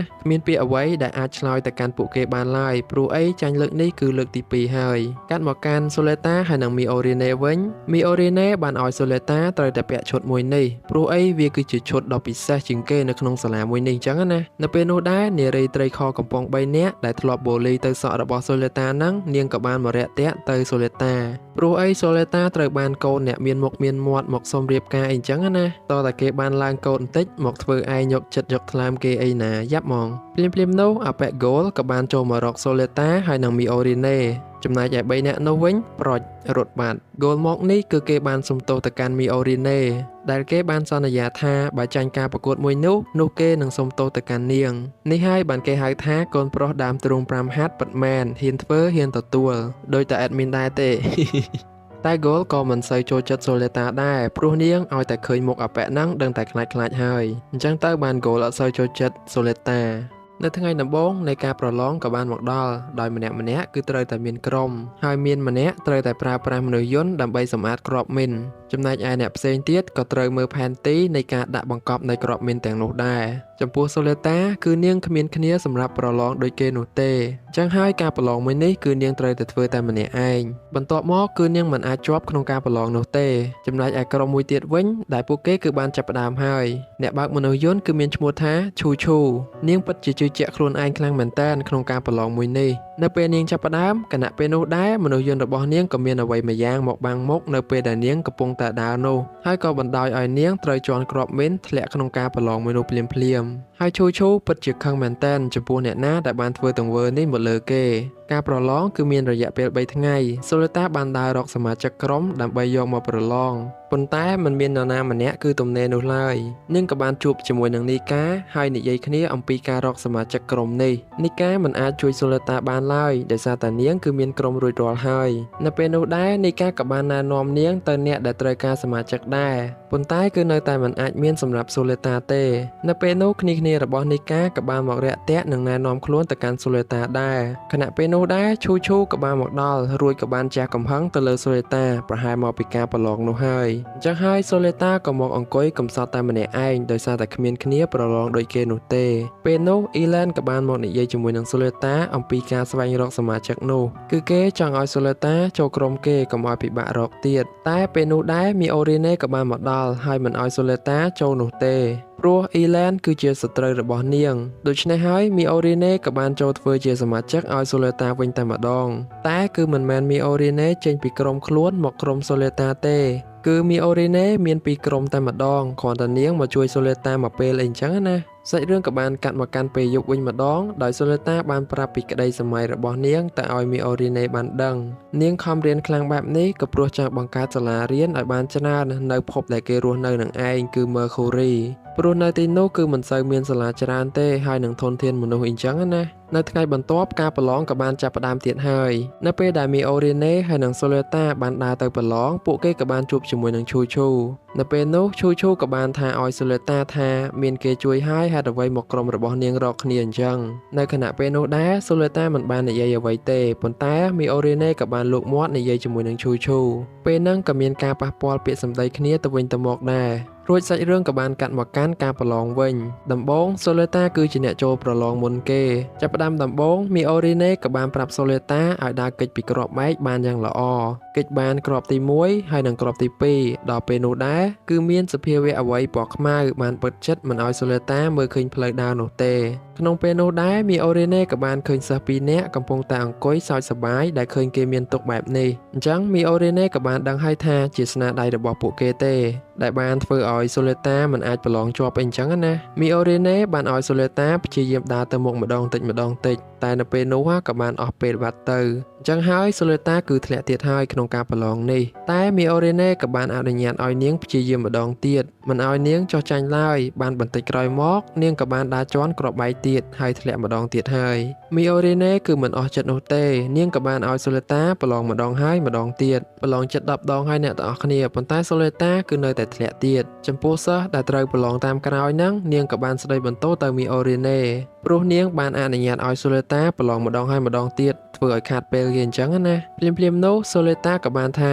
វាគ្រប់គ្រាន់ហើយខ្ញុំចង់ទៅផ្ទះវិញរួចក៏យំតែម្ដងបើទោះបីជាមីអូរីណេគឺបានលើកទឹកចិត្តទៅកាន់នាងក៏ដោយក៏នាងនៅតែថាឈប់ហើយកាត់មកកាន់សិស្ស2នាក់ដែលកំពុងតែសើចទៅលើសូលេតាវិញនៅពេលនោះដែរឈូឈូក៏បានទៅវាយ2នាក់នឹងយកតែម្ដងអ្នកទាំងអស់គ្នាព្រោះអីពួកគេមើលងាយទៅសិស្សដែលប្រឡងអត់ជាប់អញ្ចឹងណាអញ្ចឹងហើយការប្រតែប្រតាប់គ្នានឹងសូលេតាក៏បានចូលទៅជួយពួកគេដែរតែមានអីណាក៏ទទួលបានមួយដៃដែរទៅបន្ទាប់ពីនោះពួកគេក៏បានសម្រួលគ្នាអស់ហើយនីកាបានហៅសូលេតាចូលទៅក្រុមរបស់នាងដែរចំណែកឯឈូឈូវិញកំពុងតែមិនត្រូវគ្នាជាមួយនឹងនាងផងឥឡូវគ្នានាងបានហៅសូលេតាចូលទៀតសាច់រឿងក៏បានបង្ហាញអំពីការប្រកួតមួយដែល3ទល់នឹង1ម្នាក់ដែលកំពុងតែប្រយុទ្ធនោះគឺជាអ៊ីឡែនសិស្សដទៃទៀតក៏បាននិយាយគ្នាដែរដែលថាអ៊ីឡែនគឺមិនងាយប្រយុទ្ធទេហើយ3ទល់នឹង1នេះអញ្ចឹងថាគេអាចយកឈ្នះបានដែរឬទេព្រោះអ៊ីឡែនតែម្នាក់ឯងបែបនេះក្នុងការប្រយុទ្ធនោះអ៊ីឡែនមានថ្វីដៃពិតជាពិសេសមែនតានដែលគេបានដំឡើងការហោះហើរទៅបុកគ្រាប់កាំភ្លើងយ៉ាងលឿនមិនមានការខូចខាតអ្វីឡើយ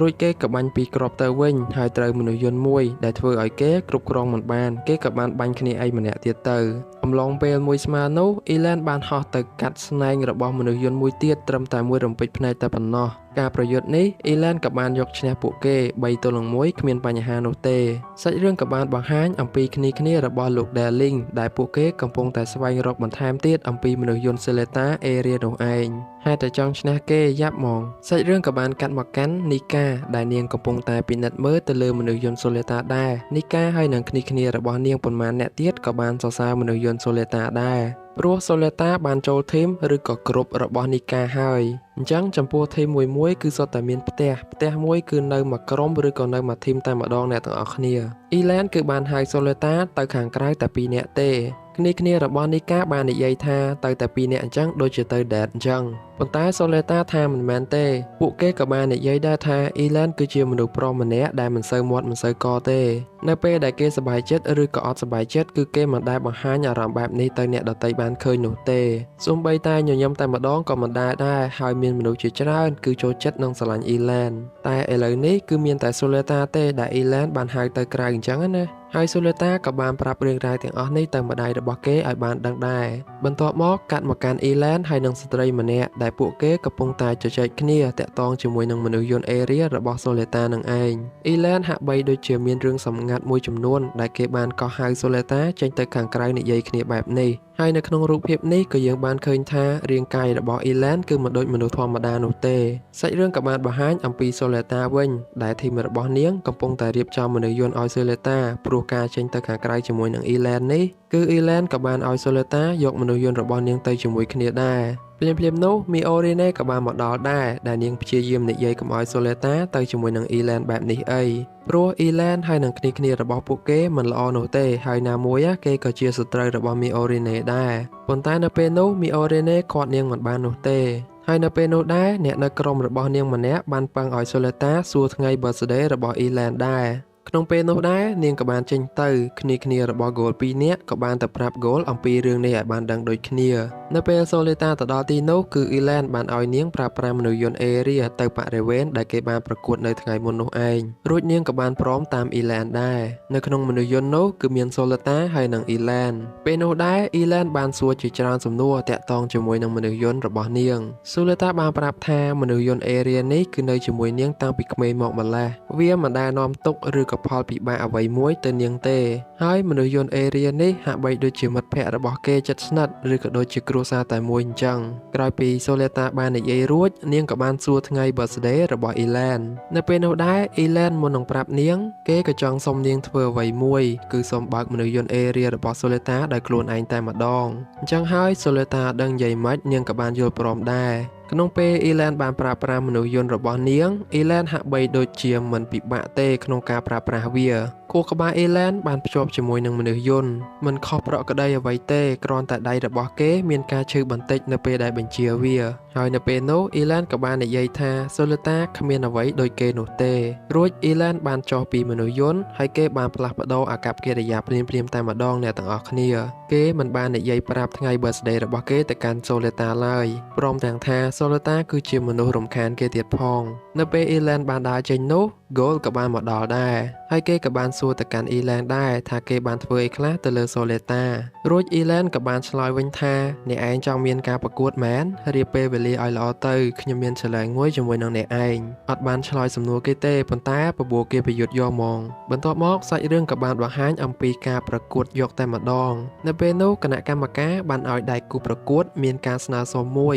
នៅពេលដែលនរណាម្នាក់បានឈ្នះ Goal បាននិយាយថាបើសិនជាគេឈ្នះការប្រកួតនេះនោះគេឲ្យអ៊ីឡែនទៅឲ្យឆ្ងាយពីសូលេតាចំណែកឯអ៊ីឡែនវិញបើសិនជាគេឈ្នះក្នុងការប្រកួតមួយនេះគេនឹងប្រកួតម្ដងទៀតជាមួយនឹងដៃគូថ្មីគឺជាមួយនឹងសូលេតានឹងឯងពីមុនអ៊ីឡែនគ្រាន់តែជាមនុស្សម្នាក់ដែលរាប់អានសូលេតាប៉ុន្តែមកដល់ឥឡូវនេះគឺហៅសូលេតាប្រកួតតែម្ដងដូច្នេះមិនចាំយូរទៀតទេការប្រកួតក៏បានចាប់ផ្ដើមតែម្ដងក្នុងការប្រកួតមួយនេះ Goal បានសម្រេចចិត្តដោយខ្លួនឯងមិនបានប្រាប់ឪពុកឲ្យបានដឹងឡើយចំណែកឯមនុស្សយន្តរបស់ Goal គឺថ្មីទៀតហើយអ្នកទាំងអស់គ្នាហើយវាមានឈ្មោះថា Dylanza ចំណែកឯមនុស្សយន្តអ៊ីឡែនវិញក៏មិនចាញ់ Goal ដែរដែលរូបរាងរបស់វាហាក់បីដូចជាមនុស្សយន្តអេរីអញ្ចឹងគ្រាន់តែវាមានពណ៌ប្រផេះក្រមៅដែលមានឈ្មោះថា Parrot និយាយទៅអ្នកទាំងអស់គ្នាមនុស្សយន្តនឹងយើងឃើញហើយគឺមានអារម្មណ៍ថាវាកាចខ្លាំងមែនតែនហ្មងដូច្នេះការប្រកួតក៏បានចាប់ផ្ដើមហើយ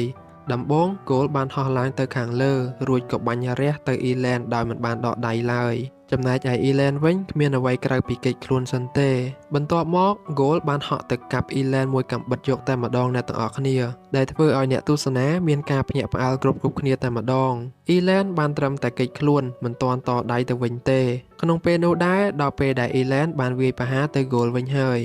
គេបានហោះទៅខាងលើរួចបំបែកកំទេចកាំភ្លើងតូចចេញមកក្រៅដែលមើលទៅហាក់បីដូចជាក្បាច់របស់មនុស្សយន្តអេរីរបស់សូលេតាអញ្ចឹងអ្នកទាំងអស់គ្នាគ្រាន់តែវាមានពណ៌ក្រហមខណៈពេលនោះដែរកាំភ្លើងទាំងអស់នោះបានបាញ់ជាឡាស៊ែជាច្រើនខ្សែទៅលើខ្លួនរបស់ Goal តែម្ដងក្នុងការកិច្ចខ្លួនពីអាវុធទាំងអស់នោះ Goal ដូចជាមានភាពពិបាកមែនតែនពេលនោះដែរគេក៏បានត្រូវពីគ្រាប់ត្រូវនឹងជើងមួយហើយនឹងពូថៅរបស់ Goal មួយដែលធ្វើឲ្យចំណុចប្រព័ន្ធពីរនោះគឺលែងដំណើរការហើយ ប៉ុន្តែ Goal នៅតែព្យាយាមគេចខ្លួនពីគ្រាប់ទាំងអស់នោះដែររួចគេក៏សម្ដៅទៅចិត្តមនុស្សយន្ត Elan ដើម្បីវាយប្រហារទៅវិញប៉ុន្តែភ្លាមៗនោះគ្រាប់ឡាស៊ែទាំងអស់នោះក៏បានបាញ់មកកាន់ Goal គ្រប់កន្លែងលើខ្លួនគេតែម្ដងដូចនេះមនុស្សយន្ត Goal គឺគ្មានប្រព័ន្ធណាទៀតដែលដំណើរការទៀតឡើយនិយាយទៅត្រឹមតែមួយរំពេចភ្នែកទេអ្នកទាំងអស់គ្នាកំភ្លើងឡាស៊ែទាំងអស់ហ្នឹងបានប្រចាំងទៅមនុស្សយន្ត Goal តែម្ដងក្នុងពេលនោះដែរ Elan គ្មានភាពអាណិតអាសូរនឹងលើកលែង Goal ទេគេបានកំទេចមនុស្សយន្ត Goal ចោលភ្លាមៗតែម្ដងអញ្ចឹងហើយការប្រកួតមួយនេះគឺ Elan ជាអ្នកឈ្នះបន្ទាប់ពីឈ្នះមកនៅខណៈពេលនោះដែរ Elan បានខលទៅ Soleta ហៅនាងឲ្យចូលប្រកួតនៅពេលនេះតែម្ដងប្រកួតចប់ភ្លាមគឺចង់ប្រកួតជាមួយនឹង Soleta តែម្ដងមិនចាំយូរនោះទេព្រោះអីគេបានឈ្នះ Goal ហើយការសន្យាក៏មិនអាចលើកពាក្យបានដែរ Elan ក៏បាននិយាយបន្តដែរថាបើសិនជាគេឈ្នះក្នុងការប្រកួតមួយនេះមនុស្សយន្តរបស់ Soleta នឹងក្លាយទៅជារបស់គេហើយនិយាយទៅ Elan លេងមកក្បាច់នេះធ្វើឲ្យ Soleta មានភាពឆ្ងល់ខ្លាំងមែនទែនសាច់រឿងក៏បានកាត់មកកាន់អ្នកនាង Prospera កំពុងតែនិយាយគ្នាជាមួយនឹងស្ត្រីម្នាក់ដែលបាននិយាយគ្នាជាមួយនឹង Elan កាលពីភាគ3នោះឯងដោយពួកគាត់បានសួរសុខទុក្ខគ្នាទៅវិញទៅមកក្រោយពីខានជួបគ្នាអស់រយៈពេលរៀងយូរហើយដោយស្ត្រីរូបនោះគឺជាមនុស្សម្នាក់ដែលធ្វើការនៅក្រុមរបស់ Elan ដែលមានឈ្មោះថា Pal Technology នៅពេលនោះដែរស្ត្រីរូបនោះបាននិយាយអំពីមនុស្សយន្ត Area របស់ Soleta ដែលជាកូនស្រីរបស់អ្នកនាង Prospera នេះឯងគាត់បានគិតថាមនុស្សយន្តនេះអ្នកនាង Prospera គ្មានផ្លូវណាដែលអាចបង្កើតវាបានដោយខ្លួនឯងនោះទេរួចនាងក៏មានការងើយឆ្ងល់ដែរដែលថា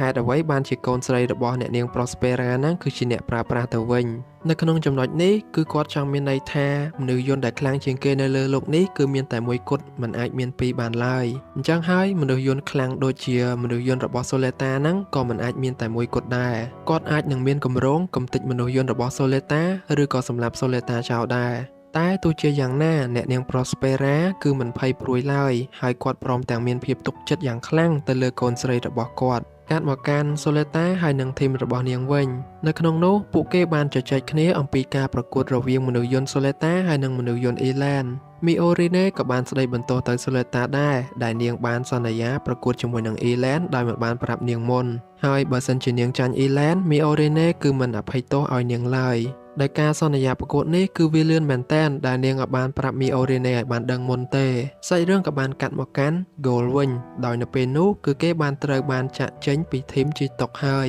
ព្រោះដោយសារតែការចាញ់ប្រកួត2ដងនោះឯងតែមិនមែនថាគេចេញពីសាលាហ្នឹងទេគ្រាន់តែគេចេញពីធីមហ្នឹងអញ្ចឹងណារួចតំណែងរបស់ Goal ហ្នឹងក៏បានដកចេញដូចគ្នាសាច់រឿងក៏បានកាត់មកកាន់ Soleta ហើយនិង Elan វិញពួកគេបានចាប់ផ្ដើមចេញការស្នើសុំហើយដោយ Elan គេនឹងយកមនុស្សយន្ត Area របស់ Soleta បើសិនជាគេអាចយកឈ្នះនាងបាននៅពេល Soleta វិញគឺនាងមិនមានអ្វីតែត្រូវការស្នើសុំនោះទេនៅពេលនោះដែរគណៈកម្មការក៏បានលើកថ្ងៃប្រកួតទៅវិញដើម្បីឲ្យ Soleta មានការគិតទៅលើការស្នើសុំមួយនេះហើយ Elan ក៏មានការយល់ព្រមលើកថ្ងៃដូចគ្នាកាត់មកកាន់ Soleta ហើយនឹងធីមរបស់នាងម្ដងដោយពួកគេកំពុងតែជជែកគ្នាអំពីការប្រកួតរបស់ Soleta ប្រកួតម្ដងនេះគឺមិនលំទៀតទេការប្រកួតមួយនេះក៏មិនមែននៅលើផ្ទៃដីទៀតដែរព្រោះ Elan បានជ្រើសរើសប្រកួតនៅលើអាកាសតែម្ដងនៅពេលនោះមនុស្សយន្តរបស់ Soleta គឺមិនមានម៉ាស៊ីនសម្រាប់ហោះនោះទេដូច្នេះហើយគ្នារបស់គេក៏បានរកវិធីសាស្ត្រដើម្បីឲ្យមនុស្សយន្តរបស់នាងមានម៉ាស៊ីនហោះដូចគេដែរ Soleta ចង់ប្រកួតជាមួយនឹង Elan ហើយសិតតែនៅលើអាកាសប៉ុន្តែមនុស្សយន្តខ្លួនឯងគឺអត់មានអីហោះយ៉ាប់ហ្មងសូម្បីតែគ្នារបស់នាងឮអញ្ចឹងហើយក៏មានអារម្មណ៍ថាខកចិត្តដែរមិននឹកស្មានថាការប្រកួតដ៏ធំមួយនេះ Soleta ធ្វើកន្លះខេះអញ្ចឹងសោះពួកគេបានរកទៅខ្ចីធីមអ្នកដទៃទៀតដែលមានម៉ាស៊ីនហោះអញ្ចឹងណាប៉ុន្តែគឺអត់មានទេហើយពួកគេក៏បានរកទិញដែរប៉ុន្តែមិនមានលុយគ្រប់គ្រាន់ក្នុងការទិញនោះទេអញ្ចឹងហើយពួកគេក៏សម្រេចចិត្តធ្វើវាដោយខ្លួនឯងតែម្ដងហើយគំនិតនេះគឺចេញមកពីនីកាបន្ទាប់ពីនិយាយគ្នារួចអស់ហើយពួកគេក៏បានយកម៉ាស៊ីនចាស់ៗយកមកធ្វើតែម្ដងសាច់រឿងក៏បានបង្ហាញអំពី Elan ហើយនិងអ្នកមើលថែគេដែលជាស្ត្រីម្នាក់ដែលយើងបានឃើញតាំងពីភាគមុនមកម្ល៉េះដោយក្នុងពេលដែលពួកគេកំពុងតែនិយាយគ្នានោះ Elan មួយទៀតក៏បានដើរចូលមកអញ្ចឹង Elan មានដល់តតែ2តែម្ដងអ្នកទាំងអស់គ្នា Elan មួយដែលមានរាងកាយខុសពីមនុស្សដទៃដែលយើងអាចនិយាយបានថាគឺជាមនុស្សម្នាក់ដែលត្រូវបណ្ដាសាគេ ហើយគេគឺជា Elan ម្នាក់ដែលត្រូវចូលប្រកួតជាមួយនឹង Soleta នឹងឯង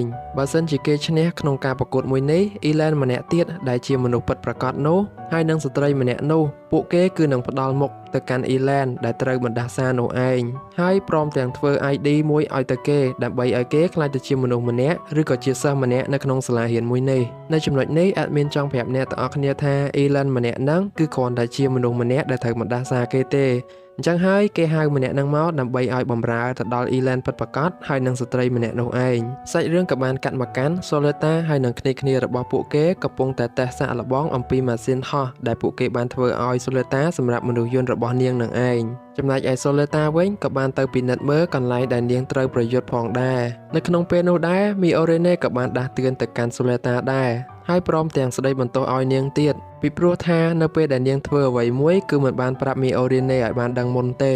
Miorine បាននិយាយថា Soleta ចូលចិត្តទៅរញ៉េរញ៉ៃគេណាស់សូម្បីតែនាងហើយនឹង Elan តែ Soleta ក៏មិនបានខឹងនៅអ្វីដែល Miorine បាននិយាយមកលើនាងដែររួចនាងក៏មានការតាំងចិត្តខ្លាំងនិងត្រៀមខ្លួនសម្រាប់ការប្រកួតផងដែរចំពោះនីកាវិញគឺនាងបានដឹងច្បាស់ណាស់ថា Soleta គឺអាចយកឈ្នះ Elan បានយ៉ាង 100% តែម្ដងនិយាយទៅនៅក្នុងសាច់រឿងហ្នឹងខ្ញុំចូលចិត្តនីកាជាងគេអ្នកទាំងអស់គ្នាដោយសារតែអត់ញញៃមួយគេហើយលើកទឹកចិត្តគេទៀតនៅពេលដែល Soleta បានពិនិត្យមើលកន្លែងដែលគេត្រូវប្រកួតហើយនាងក៏បានហោះទៅផ្ទះរបស់ Elan តែម្ដងនាងទៅទីនោះគឺគ្រាន់តែចង់និយាយជាមួយនឹង Elan តែប៉ុណ្ណោះប៉ុន្តែគ្នារបស់គេបានត្រឹមតែឲ្យនាងនិយាយទៅកាន់ Elan ដោយ Elan បានត្រឹមតែស្ដាប់ទេមិនអាចតបបាននោះទេ Soleta បាននិយាយថាហេតុអ្វីបានជា Elan ចង់ប្រកួតជាមួយនឹងនាងអញ្ចឹងហើយហេតុអ្វីបានជាគេចង់បានមនុស្សយន្តរបស់នាងដូចគ្នាបន្ទាប់មក Soleta ក៏បានច្រៀងបទចម្រៀងមួយដែលជាចម្រៀងសម្រាប់ខួបកំណើតទៅកាន់ Elan ក្រោយពីនាងច្រៀងរួច Elan ក៏បានខលទៅគេភ្លាមដែលគេបាននិយាយថាគេរាល់ថ្ងៃនេះគឺគ្មានថ្ងៃ birthday ដូចអ្នកដទៃនោះទេ Soleta បាននិយាយថាហេតុអ្វីមិនមានអញ្ចឹងបើមិនមានគឺគេចង់យកថ្ងៃនេះគឺជាថ្ងៃ birthday របស់ Elan តែម្ដងរួច Elan ក៏បានបិទទូរស័ព្ទទៅតែម្ដងមិនបានតបវិញទេនៅពេលនោះដែរ Soleta ដឹងហើយថាបើសិនជានាងឈ្នះនាងនឹងធ្វើអ្វីទៅកាន់ Elan ដូច្នេះការប្រកួតបានចាប់ផ្ដើមហើយដោយម៉ាស៊ីនរបស់មនុស្សយន្ត Soleta បានពិនិត្យមើលដោយសុវត្ថិភាពពីគ្នារបស់នាងចំណែកឯ Elan វិញក៏បានត្រៀមខ្លួននឹងមនុស្សយន្តរួចជាស្រេចក្នុងការប្រកួតមួយនេះសាច់រឿងក៏បានបង្ហាញបន្តិចដែលប្អូនប្រុសរបស់ Goal បានឡើងកាន់តំណែងរបស់គេវិញក្រោយពី Goal គឺបានចាក់ចេញពីក្រុមរបស់ខ្លួនការប្រយុទ្ធរវាង Soleta ហើយនិង Elan ក៏បានចាប់ផ្ដើមហើយដោយពេលនោះដែរ Soleta បាននិយាយថាបើសិនជានាងឈ្នះក្នុងការប្រកួតមួយនេះគេនឹងឲ្យ Elan ប្រាប់អំពីខ្លួនគេទាំងអស់ទៅកាន់នាងឲ្យបានដឹងគ្នារបស់នាងក៏មានការភ្ញាក់ផ្អើលដែរដែលពួកគេមិនដែលឮពីមុនទេហើយវាក៏ប្លែកសម្រាប់ពួកគេដែរអញ្ចឹងការប្រកួតក៏បានចាប់ផ្ដើមហើយដោយ Soleta បានប្រើប្រាស់កាំភ្លើងបាញ់គ្នាទៅវិញទៅមកតែម្ដងប៉ុន្តែពួកគេអាចគេចខ្លួនបានយ៉ាងល្អគ្រប់គ្នាតែម្ដងអំឡុងពេលដែល Elan កំពុងតែគេចខ្លួនហ្នឹងគេបាននិយាយថាតើនាងចង់ដឹងពីខ្ញុំមែនទេគេគ្រាន់តែជាមនុស្សម្នាក់ដែលបានត្រូវបង្កើតឡើងសម្រាប់តែប្រយោជន៍អ្នកដទៃឬក៏ Gundam តែប៉ុណ្ណោះពេលនោះធ្វើឲ្យ Elan កាន់តែខឹងនាងបន្ថែមទៀតរួចគេក៏បានទាញដាវកាប់ទៅលើ Soleta តែម្ដងElan ក៏បានបន្តនិយាយដែរថានាងមានអ្វីៗគ្រប់យ៉ាងហើយចុះហេតុអ្វីបានជានាងមិនទុកឲ្យគេឈ្នះតែម្ដងទៅរួចមកគេក៏បានធាក់ Soleta ឲ្យចេញពីខ្លួនគេតែម្ដងរួចក៏បាញ់ទៅ Soleta វិញដែលនាងមានរនាំងការពារខ្លួនបានយ៉ាងល្អនិងសុវត្ថិភាពទៀតផងនៅពេលដែល Soleta បានបាញ់ទៅវិញ Elan គេចខ្លួនបានយ៉ាងលឿនបំផុតស្ទើរតែអ្នកទស្សនាគឺនឹកស្មានមិនដល់នោះទេនៅពេលដែល Soleta បានហោះដេញតាម Elan មនុស្សយន្ត Elan ក៏បានបំបែកកាំភ្លើងឡាស៊ែរនោះចេញមកហើយពួកវាបានវាយប្រហារទៅ Soleta តែម្ដងប៉ុន្តែទោះជាយ៉ាងណាក៏ Soleta នៅតែអាចគេចខ្លួនបានជាមួយនឹងគ្រាប់កាំភ្លើងទាំងអស់នោះនិយាយទៅគ្រាប់កាំភ្លើងឡាស៊ែរហ្នឹងដូចរបស់ Soleta ដែរអញ្ចឹងទៅនាងអាចដឹងពីវាហើយអាចគេចខ្លួនបានយ៉ាងល្អអញ្ចឹងណានៅពេលដែលកូនម៉ាស៊ីនតូចមួយរបស់ Soleta បានត្រូវមួយគ្រាប់កាំភ្លើងឡាស៊ែរElan បានបាញ់មួយគ្រាប់ទៅកាន់ Soleta តែម្ដងតែនាងនៅតែអាចការពារខ្លួនបានយ៉ាងល្អថែមទៀត Elan បាននិយាយថាការប្រើប្រាស់កាំភ្លើងប្រភេទនេះ Soleta ពិតជាធ្វើវាបានល្អជាងគេទៅទៀតកន្លែងដែលពួកគេបានប្រើប្រាស់កាំភ្លើងទាំងអស់ហ្នឹងគឺពិតជាល្អមើលមែនអ្នកទាំងអស់គ្នាទាំង sound សំឡេងទាំង quality វីដេអូមួយនេះគឺមើលទៅឡើងប្លែកហ្មងនៅពេលដែល Elan ហោះរត់ដាក់ល្បឿនកាន់តែលឿននោះ Soleta ក៏បានឲ្យគ្នារបស់នាងដាក់បន្ថែមទៀតអំពីល្បឿនដូចគ្នានៅពេលដែល Elan ហោះលឿនហ្នឹង Soleta ក៏បានទៅតាម Elan តែម្ដងហោះលឿនដូចគ្នាហ្មងElan ក៏ជួបបញ្ហាតិចតួចដែរនៅពេលដែលគេមិនអាចធ្វើអ្វីបានទៅលើ Soleta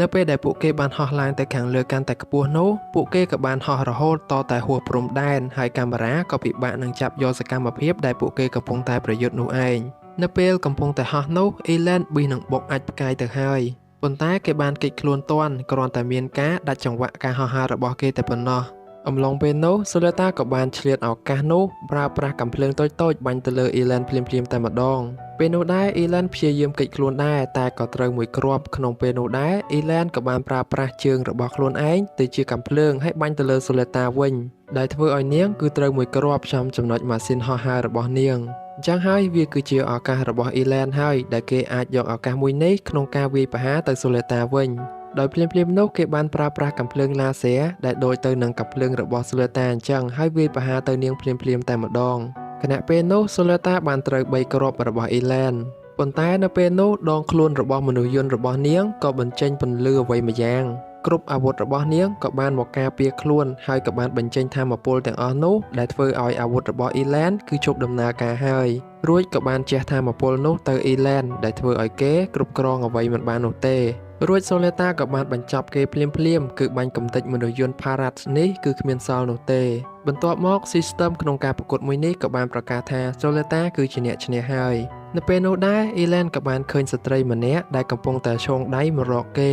រួចក៏បានបាត់ខ្លួនទៅហើយសូលេតាក៏បានមកជួយអ៊ីឡែនដែរឲ្យចេញពីទីនោះបន្ទាប់មកសូលេតាក៏បានសុំទោសទៅកាន់អ៊ីឡែនដែរអ៊ីឡែនបាននិយាយថាគេមិនមានអ្វីដូចគេដូចឯងទាំងអស់សូម្បីតែថ្ងៃ birthday សូលេតាបានប្រាប់ថាអ៊ីឡែនបានគិតខុសហើយបើទោះបីជាមិនមាននរណាម្នាក់ធ្វើថ្ងៃ birthday ឲ្យគេក៏ដោយក៏ប៉ុន្តែក៏មាននាងម្នាក់ដែរដែលធ្វើថ្ងៃ birthday នេះទៅកាន់គេអ៊ីឡែនស្ដាប់ហើយក៏បានយល់ពីខ្លួនឯងខ្លះដែរសាច់រឿងក៏បានបង្ហាញអំពីគ្នារបស់លោក Darling ដែលពួកគេបានចាប់ផ្ដើមស្ដីបន្ទោសគ្នាទៅវិញទៅមកដោយស្ត្រីរូបនោះក៏បានត្រូវគេស្ដីបន្ទោសឲ្យដែរដោយសារតែការប្រកួតរបស់អ៊ីឡែននេះមិនអាចយកឈ្នះសូលេតាបានប៉ុន្តែពួកគេកំពុងតែព្យាយាមរកវិធានការណាផ្សេងទៀតដើម្បីប្រយុទ្ធនិងកំទេចមនុស្សយន្តអេរីរបស់សូលេតាចោលតែម្ដងកាត់មកកាន់សូលេតាវិញដែលនាងកំពុងតែអង្គុយចាំអ៊ីឡែនដើម្បីពួកគេបាននិយាយគ្នាបន្ថែមទៀតចំណែកឯអ៊ីឡែនវិញត្រូវបានគេចងជាប់ទៅនឹងជញ្ជាំងហើយក៏មានភ្លើងអ្វីមួយបានធ្លាក់មកលើគេមិនដឹងថាស្លាប់ឬក៏គេរស់នោះទេនិយាយទៅកន្លែងហ្នឹងដូចគេសម្លាប់អ៊ីឡែនម្នាក់ហ្នឹងចោលអញ្ចឹងអ្នកទាំងអស់គ្នា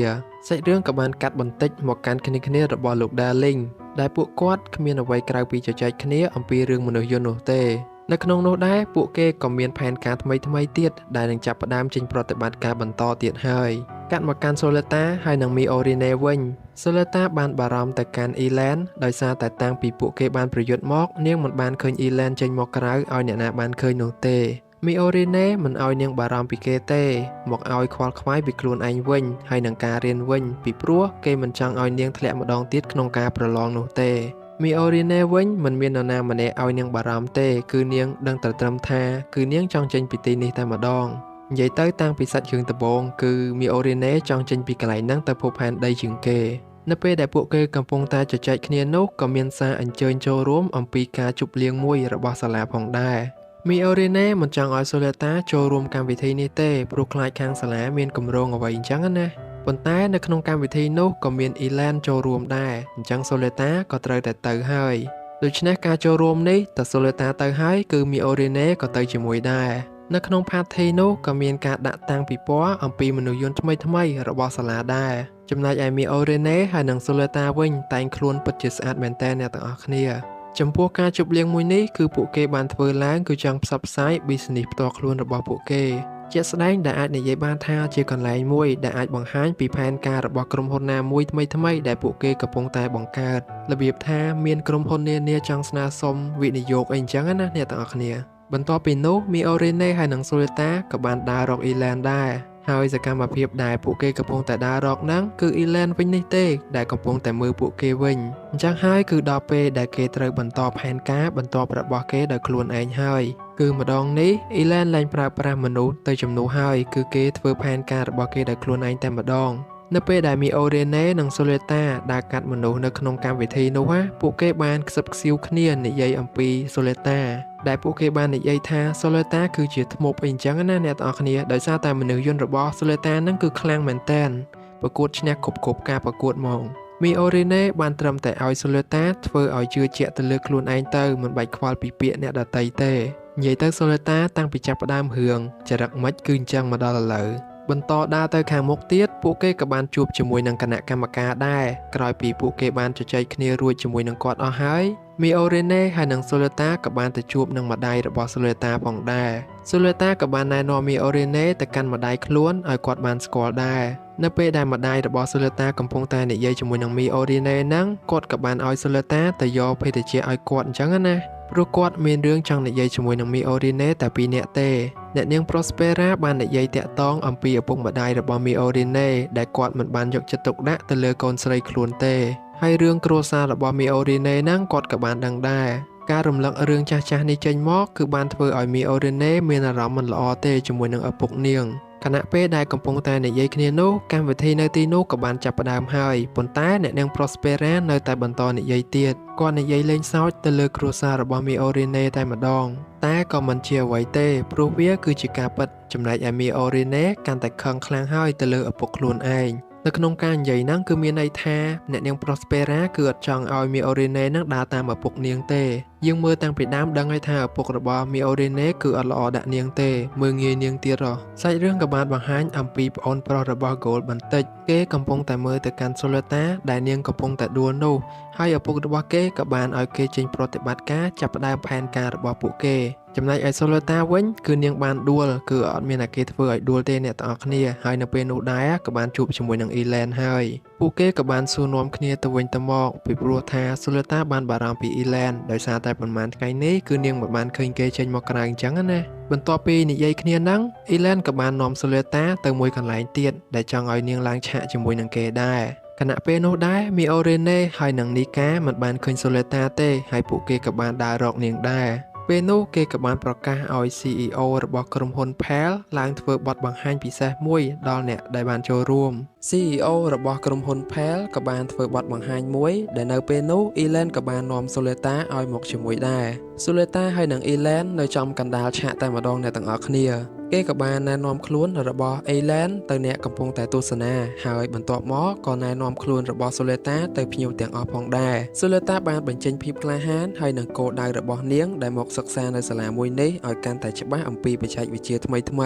គ្នារបស់ម្ចាស់កម្មវិធីមួយនោះក៏បានសួរនាំនាងដែរអំពីមនុស្សយន្តរបស់នាងរួចមក Soleta ក៏បានបង្ហាញឲ្យគ្រប់គ្នាបានដឹងអំពី Area គឺជាមនុស្សយន្តដ៏អស្ចារ្យមួយសម្រាប់នាងរស់នៅជាមួយនឹង Area តាំងពីក្មេងមកម្ល៉េះគឺប្រៀបដូចជាគ្រួសារតែមួយអញ្ចឹងនៅពេលនោះដែរពួកគេក៏បាននិយាយថា Elen ទទួលអារម្មណ៍ចម្លែកអ្វីមួយនៅពេលដែលគេកំពុងតែប្រយុទ្ធជាមួយនឹង Soleta នឹងឯងនៅពេលដែល Soleta បានឮអញ្ចឹងនាងក៏មិនប្រកែកអ្វីដែរដោយសារតែគណៈពេលដែលពួកគេប្រកួតគ្នានឹងក៏មានថាមពលពិសេសមួយដែលអាចធ្វើឲ្យនាងបង្ក្រាបមនុស្សយន្តរបស់ Elen ត្រឹមតែមួយប្រព្រឹត្តភ្នែកតែប៉ុណ្ណោះដូចនេះហើយគ្នារបស់លោក Darling ក៏ដូចជាអ្នកបង្កើតកម្មវិធីមួយនេះក៏បានប្រកាសឲ្យគ្រប់គ្នាបានដឹងថាមនុស្សយន្តរបស់ Soleta ដែលមានឈ្មោះថា Area ហ្នឹងគឺជាប្រភេទមនុស្សយន្ត Gundam ក្រុមហ៊ុនអភិវឌ្ឍន៍មួយមានឈ្មោះថា Sensei ដែលជាក្រុមហ៊ុនរបស់ម្ដាយ Soleta ហ្នឹងគឺជាអ្នកបង្កើតវាឡើងបើតាមតែ admin បានដឹងគឺស្វែងយល់ពីពាក្យ Gundam ហ្នឹងគឺជាប្រភេទមនុស្សយន្តមានអាវុធដ៏ខ្លាំងក្លាមួយដែលមនុស្សគ្រប់គ្នាខ្លាចរអាលតែម្ដង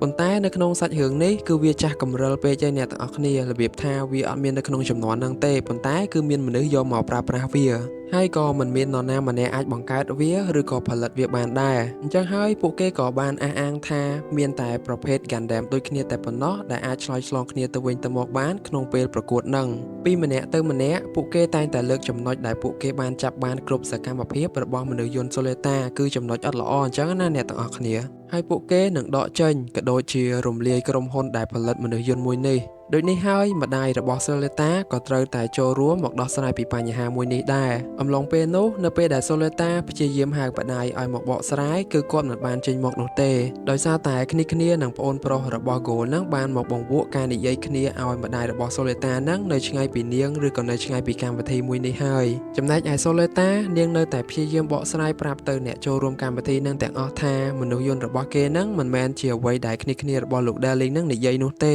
អ្នកខ្លះក៏ បានគិតថាវាគឺជា Gundam ហើយចំណែកឯអ្នកខ្លះទៀតក៏មិនបានគិតដូច្នេះទេនៅក្នុងស្ថានភាពនោះដែរមីអូរ៉េណេក៏បានលេចមុខចេញមកហើយក៏បកស្រាយបន្តម្ដងដោយនាងបានបង្ហាញថាបើសិនជាមនុស្សយន្ត Area ជាប្រភេទ Gundam អញ្ចឹងមនុស្សយន្ត Parrot របស់ Eland ដែលនៅក្រុមហ៊ុន Pale Technology ហ្នឹងក៏ជា Gundam ដែរដោយសារតែមនុស្សយន្តពីរនោះអាចឆ្លើយឆ្លងគ្នាទៅវិញទៅមកបានមីអូរ៉េណេក៏បានស្នើសុំទិញមនុស្សយន្ត Gundam ទាំងពីរនេះតែម្ដងហើយក៏បូកបញ្ចូលទៅនឹងក្រុមហ៊ុនអភិវឌ្ឍរបស់នាងបន្ទាប់មកបង្កើតវាទៅជាក្រុមហ៊ុនថ្មីមួយទៀតក្រោយពីនាងបាននិយាយបកស្រាយបែបនេះហើយមីអូរ៉េណេក៏បានដាក់ឲ្យភ្ញៀវនៅទីនោះអាចវិនិយោគលើសំណើរបស់នាងបានប៉ុន្តែដំបូងឡើយគឺគ្មាននរណាម្នាក់ចង់វិនិយោគលើសំណើរបស់មីអូរ៉េណេម្នាក់នោះទេហើយឪពុករបស់នាងក៏បានដេញនាងចេញដែរពីព្រោះគាត់គិតថាគំនិតរបស់នាងនឹងគឺគ្មានបានប្រយោជន៍អ្វីនោះទេនៅពេលនោះដែរមីអូរ៉េណេក៏បានរត់សម្ដៅទៅរកឪពុករបស់ខ្លួនឲ្យជួយនាងនៅគំនិតមួយនេះគឺជួយវិនិយោគក្រុមហ៊ុនថ្មីរបស់នាងនេះឯងខណៈពេលនោះដែរមីអូរ៉េណេបានអោនក្បាលចោះដែលមានន័យថាគោរពទៅឪពុករបស់ខ្លួនឬឲ្យគាត់ជួយពីបញ្ហារបស់កូនស្រីម្នាក់នេះផងឪពុករបស់នាងក៏បានយល់ព្រមដោយស្ទាក់ស្ទើរហើយគាត់ក៏សម្រេចចិត្តវិនិយោគដែលជាហេតុជំរុញឲ្យអ្នកវិនិយោគផ្សេងទៀតចាប់អារម្មណ៍ផងដែរដូច្នេះហើយក្រុមហ៊ុនថ្មីរបស់មីអូរ៉េណេក៏បានកើតឡើងហើយអ្នកទាំងអស់គ្នាចំណែកឯអ្នកនាង Prospera វិញក៏ដឹងមុនដែរថានឹងមានរឿងបែបនេះកើតឡើងហើយអញ្ចឹងទៅគាត់ក៏មិនបានចេញពីទីនោះដែរព្រមទាំងជជែកលេងជាមួយនឹងប្អូន Goal ថែមទាំងបោះពាក្យសម្ដីឌឺដងតិចតួចទៅកាន់គេទៀតផងរួចមកគាត់ក៏បានចាក់ចេញពីទីនោះនិងទៅជួប Soleta ហើយនិង Miorine នៅខាងក្រៅវិញម្ដងអ្នកនាង Prospera ក៏បានអរគុណទៅកាន់ Miorine ដែរដែលនាងបានបង្កើតគម្រោងនេះឡើង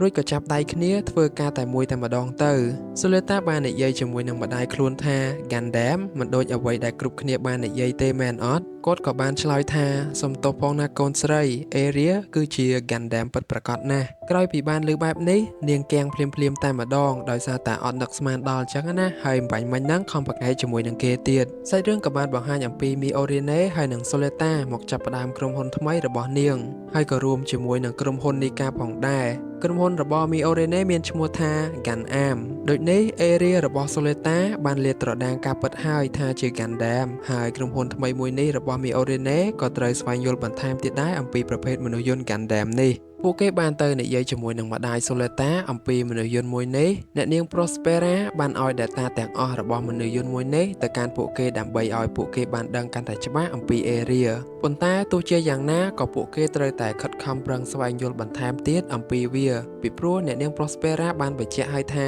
វាមិនមែនជារឿងលេងសើចនោះទេក្រុមហ៊ុនថ្មីរបស់ពួកគេនឹងអាចនឹងជួបបញ្ហាជាច្រើនរបៀបថាការរស់នៅជាមួយនឹងប្រភេទ Gundam បែបនេះគឺវាមានហានិភ័យខ្ពស់អីចឹងណាអ្នកទាំងអស់គ្នាសូម្បីតែឪពុករបស់ Miorine ក៏គាត់ស្ទាក់ស្ទើរចិត្តក្នុងការទទួលយកសំណើរបស់នាងដែរមានតែ Soleta ទេដែលអាចនៅជាមួយនឹង Area ពីព្រោះនាងរស់នៅជាមួយនឹងវាតាំងពីក្មេងមកម្ល៉េះអញ្ចឹងហើយការប្រើប្រាស់មនុស្សយន្តមួយនេះក៏មិនមែនជាបញ្ហាដែរសម្រាប់នាងរឿងរ៉ាវទាំងអស់ដែលតាក់ទងទៅនឹងមនុស្សយន្តមួយនេះ Miorine មិនអោយ Soleta និយាយទៅកាន់នរណាម្នាក់ឲ្យបានដឹងនោះទេអាប៉ែមួយដែលកំពុងតែមកនិយាយជាមួយនឹង Soleta ហ្នឹងគឺគេមានឈ្មោះថា Sadik គេគឺជាគណៈកម្មការមួយនៅក្នុងសាលាមួយនេះបើសិនជាណាគេចង់ប្រកួតគ្នាអីគឺអាប៉ែហ្នឹងធ្វើជាគណៈកម្មការតែម្ដងMiorine មិនអោយ Soleta និយាយអំពីមនុស្សយន្តទៅកាន់ឲ្យគេបានដឹងពីព្រោះខ្លាចគេដឹងហើយយកធ្វើជាប្រយោជន៍ខ្លួនអីចឹងណាអ្នកទាំងអស់គ្នាសាច់រឿងក៏បានកាត់ទៅកាន់ការប្រជុំគ្នារបស់ក្រុមហ៊ុនថ្មី Miorine គឺថាគ្នារបស់ Nika ភាគច្រើនមិនចូលចិត្តគំនិតនេះទេ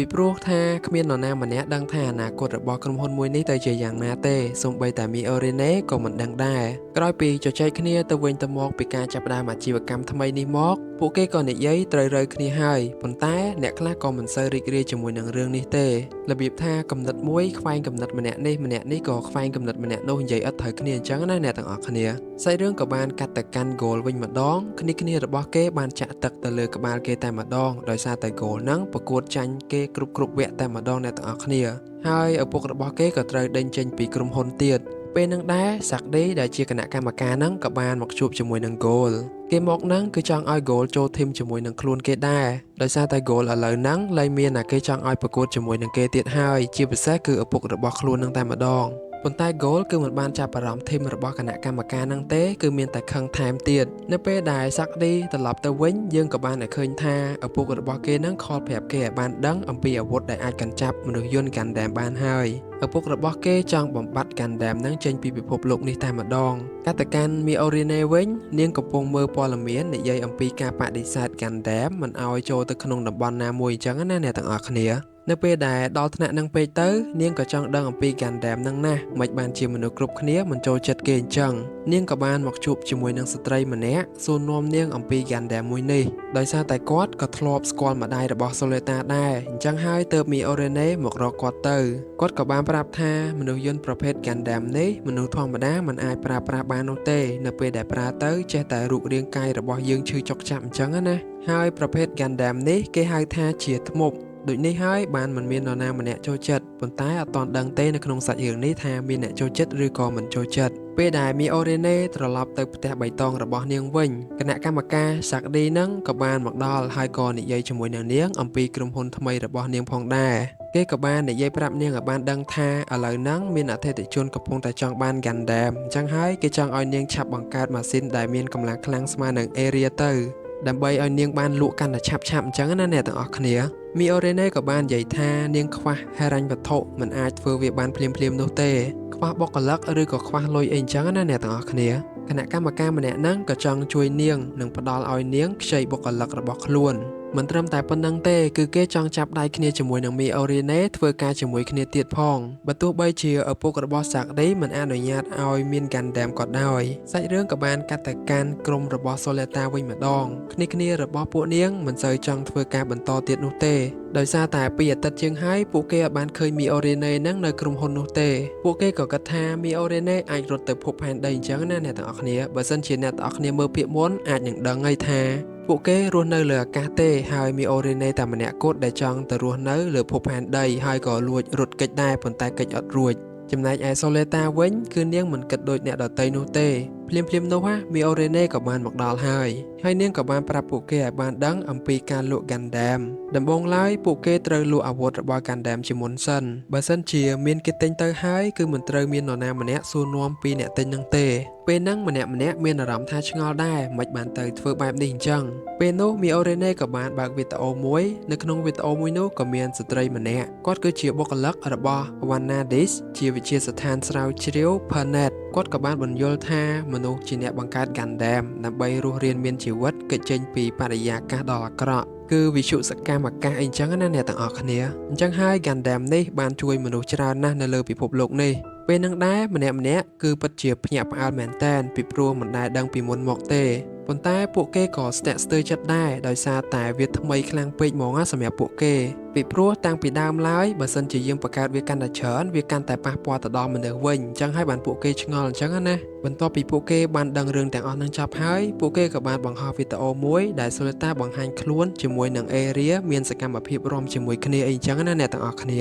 វីដេអូមួយហ្នឹងគឺដើម្បីផ្សព្វផ្សាយអាជីវកម្មរបស់ពួកគេនឹងឯងដូចនេះគម្រោងទី1របស់ពួកគេបានបញ្ចប់ហើយគ្រាន់តែវីដេអូមួយសោះអ្នកទាំងអស់គ្នាម្នាក់រអ៊ូថាហត់គ្រប់គ្នាតែម្ដងនៅពេលដែល Soleta នៅជាមួយនឹង Miorine នាងក៏បានអរគុណទៅកាន់នាងដែល Miorine បានបង្កើតគម្រោងអាជីវកម្មនឹងមកអញ្ចឹងណាMiorine រីករាយមែនតើក្នុងការចូលរួមធ្វើការងារមួយនេះនៅភ្លាមនោះដែរក៏មានសារមួយផ្ញើមកកាន់ Miorineវាគ្រាន់តែជាការចុះឈ្មោះចូលធ្វើអាជីវកម្មរបស់និស្សិតទេអញ្ចឹងហើយ Miorine ក៏បានចុចយល់ព្រមតែម្ដងទៅសាច់រឿងក៏បានកាត់ទៅកាន់គ្នារបស់គណៈកម្មការវិញម្ដងពួកគេបាននិយាយគ្នាតាក់ទងទៅនឹងការចាប់ផ្ដើមអាជីវកម្មរបស់និស្សិតនឹងសារមួយដែលបានផ្ញើទៅ Miorine នឹងគឺពួកគេបានដាក់អត្ថបទឬក៏កថាខណ្ឌជាច្រើនដែលអាចធ្វើឲ្យ Soleta មិនអាចចាប់ផ្ដើមអាជីវកម្មនោះបានទេហើយពួកគេក៏មានគំនិតគម្រោងនឹងកាន់កាប់ក្រុមហ៊ុនរបស់ Miorine ដែរហើយចំណែកឯ Gundam ហ្នឹងថ្ងៃណាមួយពួកគេនឹងរឹបអូសយកតែម្ដង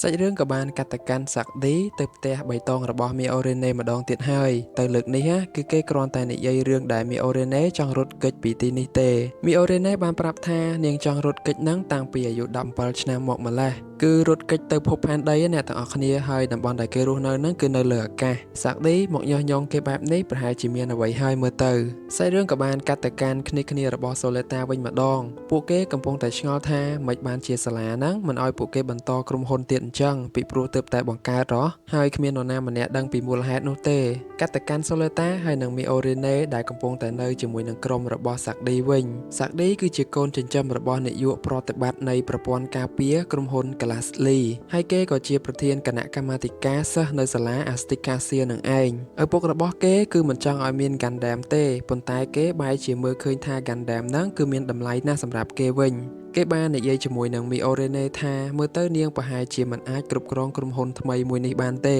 អញ្ចឹងហើយគេចង់ទិញក្រុមហ៊ុននេះពី Miorine វិញប៉ុន្តែ Miorine មិនបានយល់ព្រមនោះទេហើយច្បាប់ថ្មីដែលមិនឲ្យ Miorine បង្កើតក្រុមហ៊ុននេះគឺសាក់ឌីនឹងហើយគឺជាអ្នកដាក់វា Miorine ក៏បានដឹងដែរថាសាក់ឌីគ្មានបំណងល្អអីជាមួយនឹងនាងនោះទេ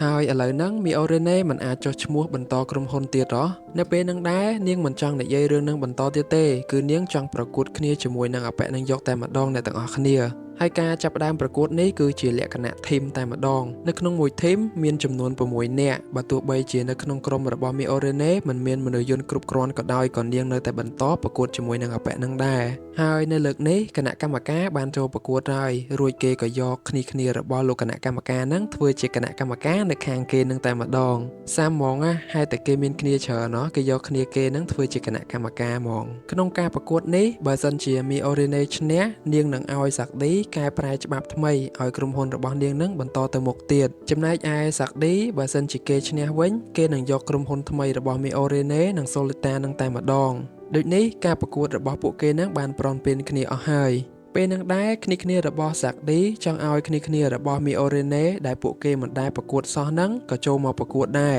គ្នាមិនដែលមានគំនុំអីបន្តិចផងក៏ចង់យកឈ្នះគេដែរកាត់ទៅកាន់ក្រុមរបស់ Miorine វិញពួកគេគឺកំពុងតែពិភាក្សាគ្នាអំពីការប្រកួតមួយនេះដោយសារតែពួកគេគឺអត់មានមនុស្សយន្តគ្រប់គ្រាន់ហើយនឹងម៉ាស៊ីនហោះហើរសម្រាប់ហោះពេលប្រកួតនឹងទេអញ្ចឹងនៅក្នុងការប្រកួតប្រហែលជាពិបាកបន្តិចសម្រាប់ពួកគេម៉ាស៊ីនសម្រាប់ហោះរបស់មនុស្សយន្តហ្នឹងគឺមានតែ Soleta ហើយនឹងឈូទេក្រៅពីហ្នឹងគឺពួកគេអត់ទាន់មានទេឈូម្នាក់ដែលមានសក់ពណ៌ផ្កាឈូកធំហ្នឹងអ្នកទាំងអស់គ្នានិយាយទៅនៅក្នុងធីមហ្នឹងម្នាក់នឹងឈ្នះជាងគេតែម្ដងដូចនេះពួកគេក៏ដើរខ្ចីមនុស្សយន្តពីអ្នកដតីឬក៏ក្រុមហ៊ុនផ្សេងអញ្ចឹងណាបើសិនជាអត់ទៀតមានតែយកមនុស្សយន្តធម្ម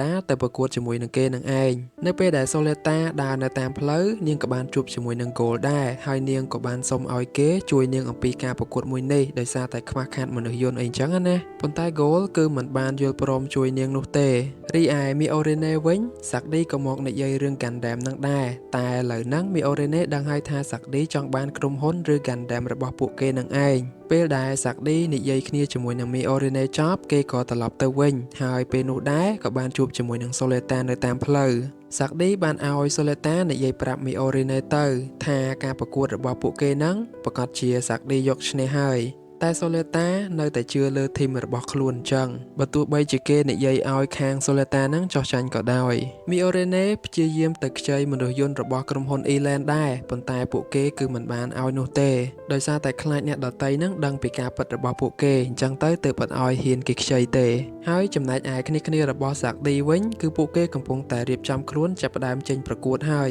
ម្នាក់សប្បាយចិត្តត្រេកអរមែនតែនព្រោះដឹងមុនថាក្រុមរបស់ខ្លួនហ្នឹងអាចនឹងយកឈ្នះហើយនៅក្នុងនោះក៏មានសមាជិកម្នាក់ដែរដែលនាងមានទឹកចិត្តល្អនៅទៅក្រុមរបស់ Miorine ដែរអញ្ចឹងណាតែក្រៅពីហ្នឹងគឺសុទ្ធតែចង់ប្រកួតយកឈ្នះខាងគេហ្មងឥឡូវនេះការប្រកួតចាប់ផ្ដើមហើយអ្នកទាំងអស់គ្នាហើយសិស្សដតីដែលកំពុងតែទស្សនាហ្នឹងគឺសុទ្ធតែនៅខាងសាក់ឌីស្ទើរតែទាំងអស់តែម្ដងគ្នារបស់ Miorine 4នាក់នៅខាងក្រៅហ្នឹងគឺជាអ្នកផ្ដល់ព័ត៌មានបន្ថែមទៅអ្នកដែលចូលប្រកួត6នាក់នៅក្នុងក្រុម Miorine អ្នកប្រកួតមានប្រុស3ស្រី3ហើយក្រុមសាក់ឌីមានស្រី5ប្រុសតែមួយទេគឺសាក់ឌីនឹងឯងការប្រកួតមួយនេះម្ចាស់ក្រុមហ៊ុនធំជាច្រើនអ្នកទៀតក៏តាមដានទស្សនាដែរព្រោះសុទ្ធតែអ្នកខ្លាំងនោះអីហើយនេះគឺជាមនុស្សយន្តរបស់ Soleta គឺពិតជាស្អាតមែនតើអ្នកទាំងអស់គ្នាហើយចំណែកឯមួយនេះវិញគឺជាមនុស្សយន្តរបស់សាក់ឌីក៏មិនចាញ់ Soleta ប៉ុន្មានដែរ ចាប់ផ្ដើមការប្រកួតហើយក៏ចាប់ផ្ដើមបាញ់គ្នាហើយគ្រាន់តែក្រុមសាក់ឌីចុះមកដល់ដីភ្លាមគឺពួកគេអាចយកឈ្នះគ្នាសូលេតានឹងដល់តែ3នាក់តែម្ដងមួយផ្លែទៀតក៏បានចាញ់ម្នាក់ទៀតហើយឥឡូវនេះក្រុមរបស់សូលេតានៅសល់តែ2នាក់ទេ2ទល់នឹង6ហើយអ្នកទាំងអស់គ្នាសាច់រឿងក៏បានកាត់ទៅកាន់ goal បន្តិចគេសោកស្ដាយដែរដែលមិនអាចជួយសូលេតាបានហើយឥឡូវហ្នឹងឪពុករបស់គេនឹងឲ្យគេទៅរៀនធ្វើអាជីវកម្មហ្នឹងដែលគាត់ធ្លាប់រៀនពីមុនមកគឺគាត់បញ្ជូន goal ហ្នឹងទៅទីនោះសិនបើទោះបីជា goal ប្រកែកយ៉ាងណាក៏មិនបានដែរត្រឡប់មកការប្រកួតវិញឈូនៅជាមួយនឹងសូលេតាតែ2នាក់ទេហើយឥឡូវហ្នឹងគេតាមបាញ់នាងឡើងដាច់ដៃមកខាងទៀតហើយរួចនៅតែព្យាយាមការពារខ្លួនតែប៉ុណ្្នឹងឯងប៉ុន្តែការពារខ្លួនអត់បានទេអ្នកទាំងអស់គ្នាខាងគេនៅតែតាមកាត់ជើងនឹងដាច់អស់2ទៀតពេលនឹងដែរគ្នារបស់សាក់ឌី6នាក់ហ្នឹងក៏ទៅធ្វើបាបសូលេតាវិញម្ដងពួកគេបានប្រើប្រាស់អាវុធដែលអាចបង្ក្រាបកាំភ្លើង Gundam របស់សូលេតាបានហើយនៅពេលហ្នឹងពួកគេព្យាយាមបន្តបាញ់ទៅនាងរហូតតតែសូលេតាហ្នឹងទទួលបានថាមពល Gundam ហ្នឹងឡើងវិញកូនកាំភ្លើងតូចៗរបស់ Gundam ហ្នឹងក៏បានហោះទៅបង្កើតធ្វើជាថាមពលមួយដែលជាថាមពលពិសេសហើយក៏បានផ្ដាច់ដំណើរការមនុស្សយន្តរបស់គ្នាសាក់ឌីយកតែម្ដងត្រឹមតែប៉ុន្មាននាទីទេអ្នកទាំងអស់គ្នាសូលេតាអាចយកឈ្នះគ្នាសាក់ឌីនឹង2ទៅ3នាក់បាត់ហើយក្នុងពេលដែលសូលេតាកំពុងតែទៅប្រយុទ្ធជាមួយនឹង2នាក់ទៀតហ្នឹងសាក់ឌីក៏ឆ្លៀតឱកាសហ្នឹងទៅកាត់ជើងរបស់សូលេតាភ្លាមសាក់ឌីមិនចាំយូរទេអ្នកទាំងអស់គ្នាគេក៏បានលើកដៃបាញ់ទៅសូលេតាតែម្ដងតែគេភ្លេចថានៅឈូមួយទៀតហ៎ឈូក៏បានផ្ដាច់សាក់ឌីហ្នឹងនៅចំម៉ោងហ្នឹងយកឈ្នះតែម្ដងអ្នកទាំងអស់គ្នាដូចនេះហើយការប្រកួតមួយនេះធីមរបស់មីអូរេណេគឺជាអ្នកឈ្នះហើយសំខាន់ណាស់ពេលហ្នឹងមីអូរេណេបាននិយាយផ្លែផ្កាទៅកាន់សាក់ឌីថែមទៀតផងអញ្ចឹងណាកុំខ្មើតពេកតែខ្មើតអញ្ចឹងដល់ពេលអញ្ចឹងទៅសាក់ឌីគ្មានពាក្យអ្វីតបទៅនឹងមីអូរេណេទេចំនួនអ្នកទស្សនាក្នុងការប្រកួតមួយនេះមានរហូតដល់1លានកន្លះជាងគ្នារបស់មីអូរេណេហើយនិងសូលេតាពិតជារីករាយណាស់ដែលពួកគេទទួលបានជោគជ័យជាមួយនឹងការប្រកួតមួយនេះចំណែកឯសូលេតាវិញនាងកំពុងតែយំអាណិតមនុស្សយន្តខ្លួនឯងដាច់ដៃដាច់ជើងអស់លេងហើយក្រោយពីនោះសាក់ឌីបានឲ្យមីអូរេណេនឹងអាចចុះឈ្មោះបង្កើតក្រុមហ៊ុនបន្តទៀតហើយគេសន្យាថានឹងមិនប៉ះពាល់ក្រុមហ៊ុននាងទៀតទេចាប់ពីពេលនេះទៅមីអូរេណេក៏យល់ព្រមហើយព្រមទាំងដេញសាក់ឌីនឹងឲ្យគេទៅវិញទៀតអត់ទទួលភ្ញៀវទេកតកម្មឪពុករបស់ Goal ហើយនិងសាក់ឌីវិញពួកគាត់សន្ទនាគ្នានឹងអំពីគោលបំណងមួយចង់សម្លាប់ឪពុករបស់មីអូរេណេចោលតែម្ដងដោយសារតែឪពុករបស់មីអូរេណេនឹងបានទទួលយល់ព្រមវិនិយោគលើមនុស្សយន្ត Gundam អញ្ចឹងណាអ្នកទាំងអស់គ្នាព្រោះតាំងពីដើមឡើយពួកគាត់មិនចង់ឲ្យមាន Gundam ទេចំណែកឯសាក់ឌីវិញបានមកសួរសុខទុក្ខអំពីសូលេតាដែលពួកគេបានប្រកួតគ្នាចប់នឹងហើយឥឡូវនេះមីអូរេណេនិងគ្នាជាច្រើនអ្នកទៀតកំពុងតែជួសជុលមនុស្សយន្តរបស់សូលេតាអញ្ចឹងហើយមីអូរេណេក៏ឲ្យសូលេតានឹងមកជួយមើលផ្ទះបៃតងរបស់នាងផងអញ្ចឹងហើយបានសាក់ឌីមកនឹងគឺមិនបានជួបជាមួយនឹងមីអូរេណេក្រោយពីជួសជុលអស់ហើយសូលេតាក៏ទៅសាកល្បងជើងថ្មីដែលគ្នារបស់ពួកគេបានធ្វើឲ្យឡើងវិញក្នុងការសាកល្បងជើងថ្មីនេះសូលេតាក៏អាចសម្របតាមវាបានដែរហើយពជាវាបានយ៉ាងល្អទៀតផងគ្នារបស់សូលេតាឃើញបែបនេះក៏ចូលរួមត្រេកអរទៅដោយសារតែបានជើងមកវិញអញ្ចឹងណាចំណែកមីអូរេណេវិញគឺមមាញឹកណាស់ជាមួយនឹងក្រុមហ៊ុនថ្មីរបស់នាងត្រូវទៅជួបឪពុកខ្លួនដើម្បីនិយាយតាក់ទងទៅនឹងភាគហ៊ុនចំណេញចំណូលចំណាយអីអញ្ចឹងណាទៅជួបអ្នកនេះអ្នកនោះនិយាយរឿងអាជីវកម្មអីអញ្ចឹងទៅ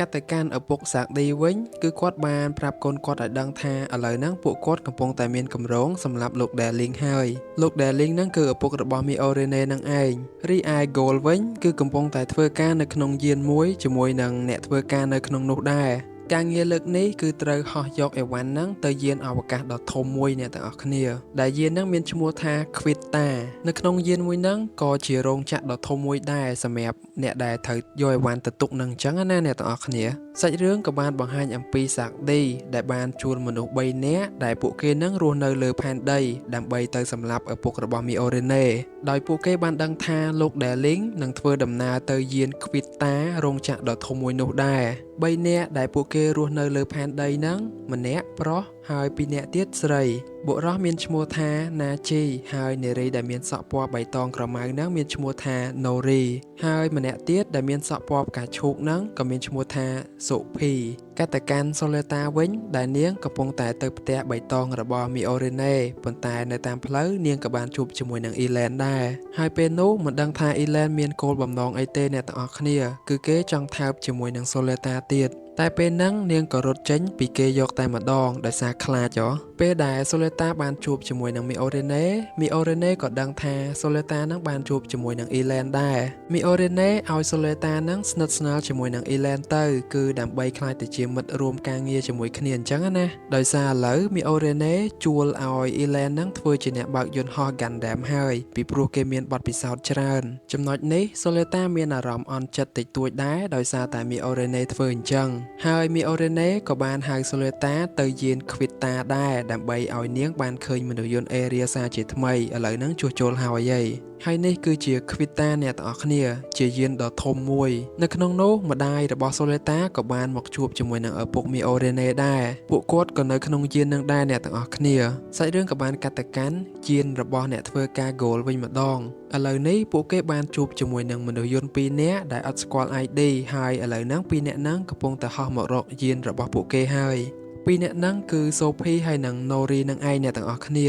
ហើយភ្លាមហ្នឹងយានរបស់ពួកគេត្រូវបានគ្រប់គ្រងដោយ Dan of Fall ហ្នឹងគឺជាធីមរបស់ពីរនាក់សូហ្វីហើយនិងណូរីនឹងឯងអ្នកទាំងអស់គ្នាសាច់រឿងក៏បានកាត់ទៅកាន់ធីមរបស់សូលេតាវិញម្ដងដោយយើងបានឃើញថាសូលេតាខំប្រឹងធ្វើការណាស់នៅក្នុងក្រុម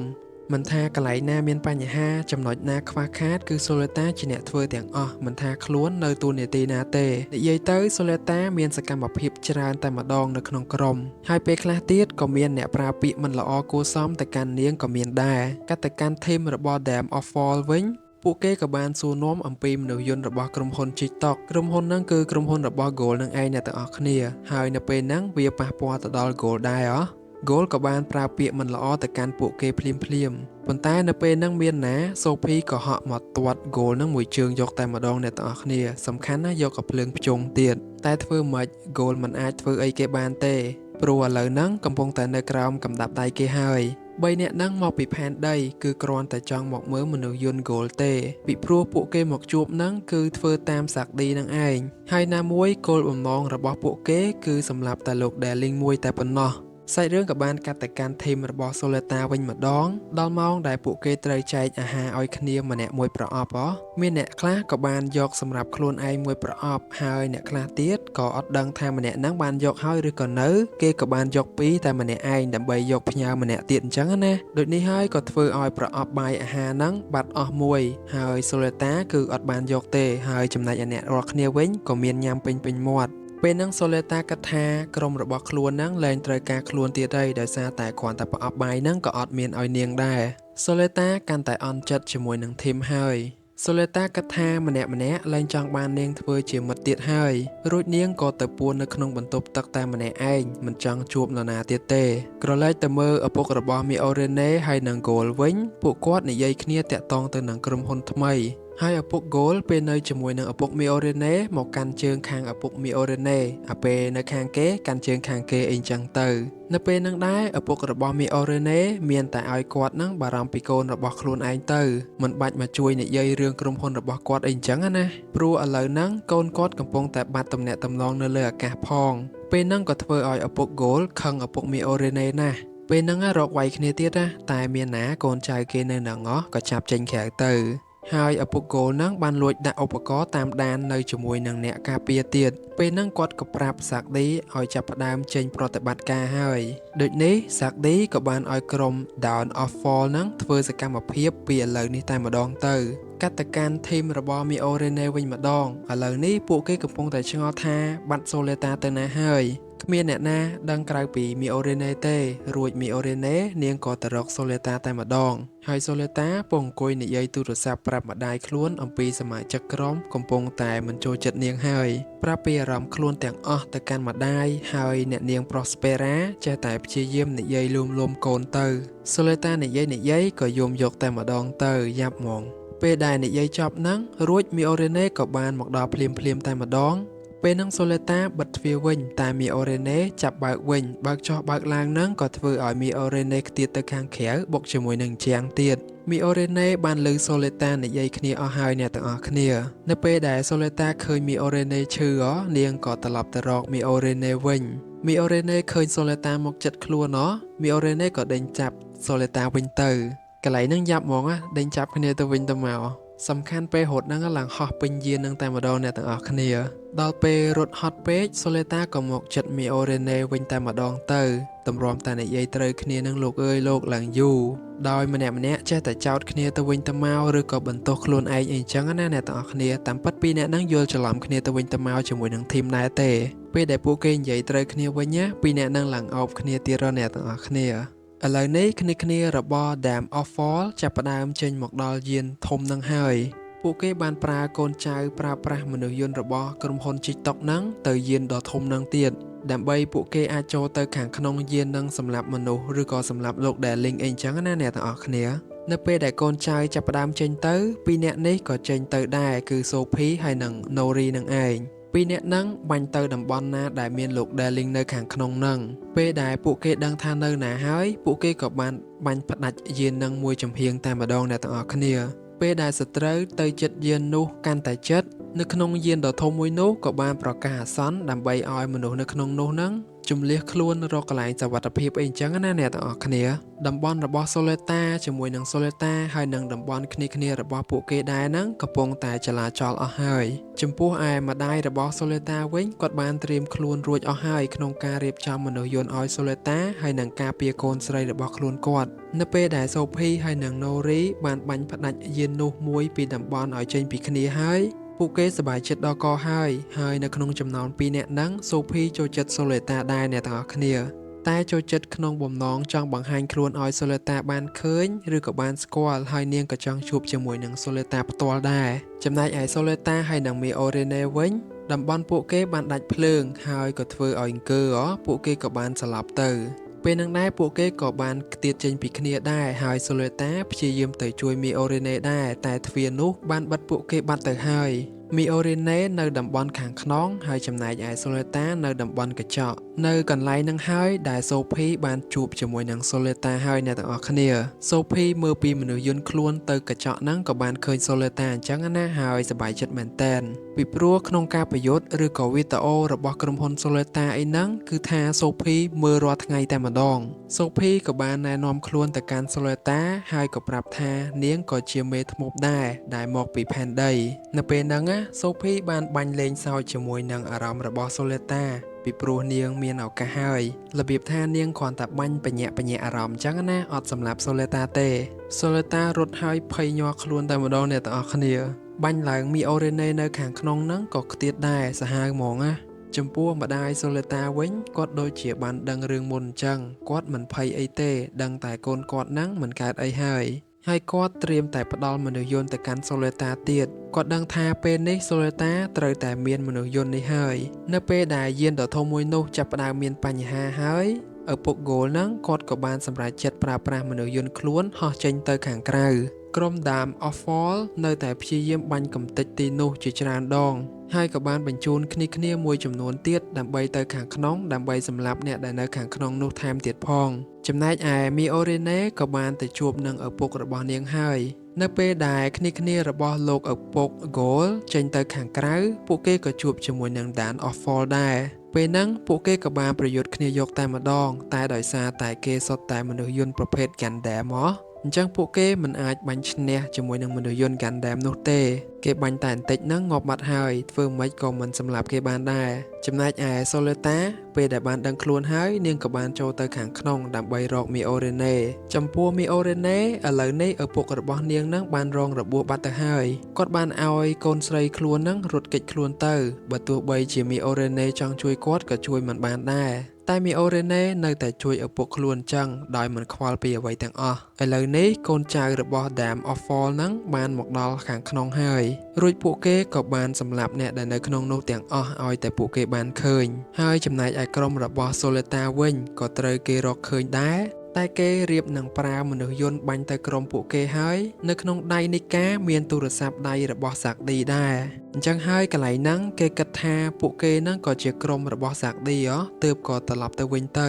នីកាមានទំនាក់ទំនងជាមួយនឹងសាក់ឌីដែរអ្នកទាំងអស់គ្នាអញ្ចឹងហើយទើបកន្លែងហ្នឹងពួកគេមានសុវត្ថិភាពវិញចំណែកឯឪពុករបស់ Goal បានហោះទៅយានដែលមានកូនខ្លួនឯងនៅក្នុងនោះពីព្រោះគាត់ចង់ទៅសម្លាប់ក្រុម Dan of Fall ហ្នឹងដោយសារតែគាត់ដឹងថា Dam of Fall ហ្នឹងកំពុងតែនៅក្នុងហ្នឹងអញ្ចឹងណាចំណែកឯ Goal ដែលនៅក្នុងហ្នឹងវិញក៏លើគេនិយាយថាមាន Gundam ពេលហ្នឹងគេក៏គិតថាបើសិនជាយានដ៏ធំមួយនោះមាន Gundam ប្រកាសជាមាន Soleta នៅហ្នឹងដែរអំឡុងពេលនោះដែរគេក៏បានយកមនុស្សយន្តមួយហោះចេញទៅខាងក្រៅដើម្បីទៅយានដ៏ធំមួយនោះជួបជាមួយនឹង Soleta បើទោះបីជាគ្នារបស់ Goal ខាត់ Goal កុំឲ្យចេញទៅក៏ Goal នៅតែបដិញ្ញាចិត្តចេញទៅខាងក្រៅដែរពេលដែលគេបានចេញទៅខាងក្រៅហ្នឹងឪពុករបស់ Goal ក៏បានឃើញហើយគាត់ក៏បានគិតថាប្រហែលជាមានមនុស្សហ្នឹងយកមនុស្សយន្តរបស់ក្រុមហ៊ុនគាត់ហ្នឹងមកហោះហើយពេលដែលគាត់គិតអញ្ចឹងហើយគាត់ក៏តាមសម្លាប់មនុស្សយន្តមួយនោះទៅ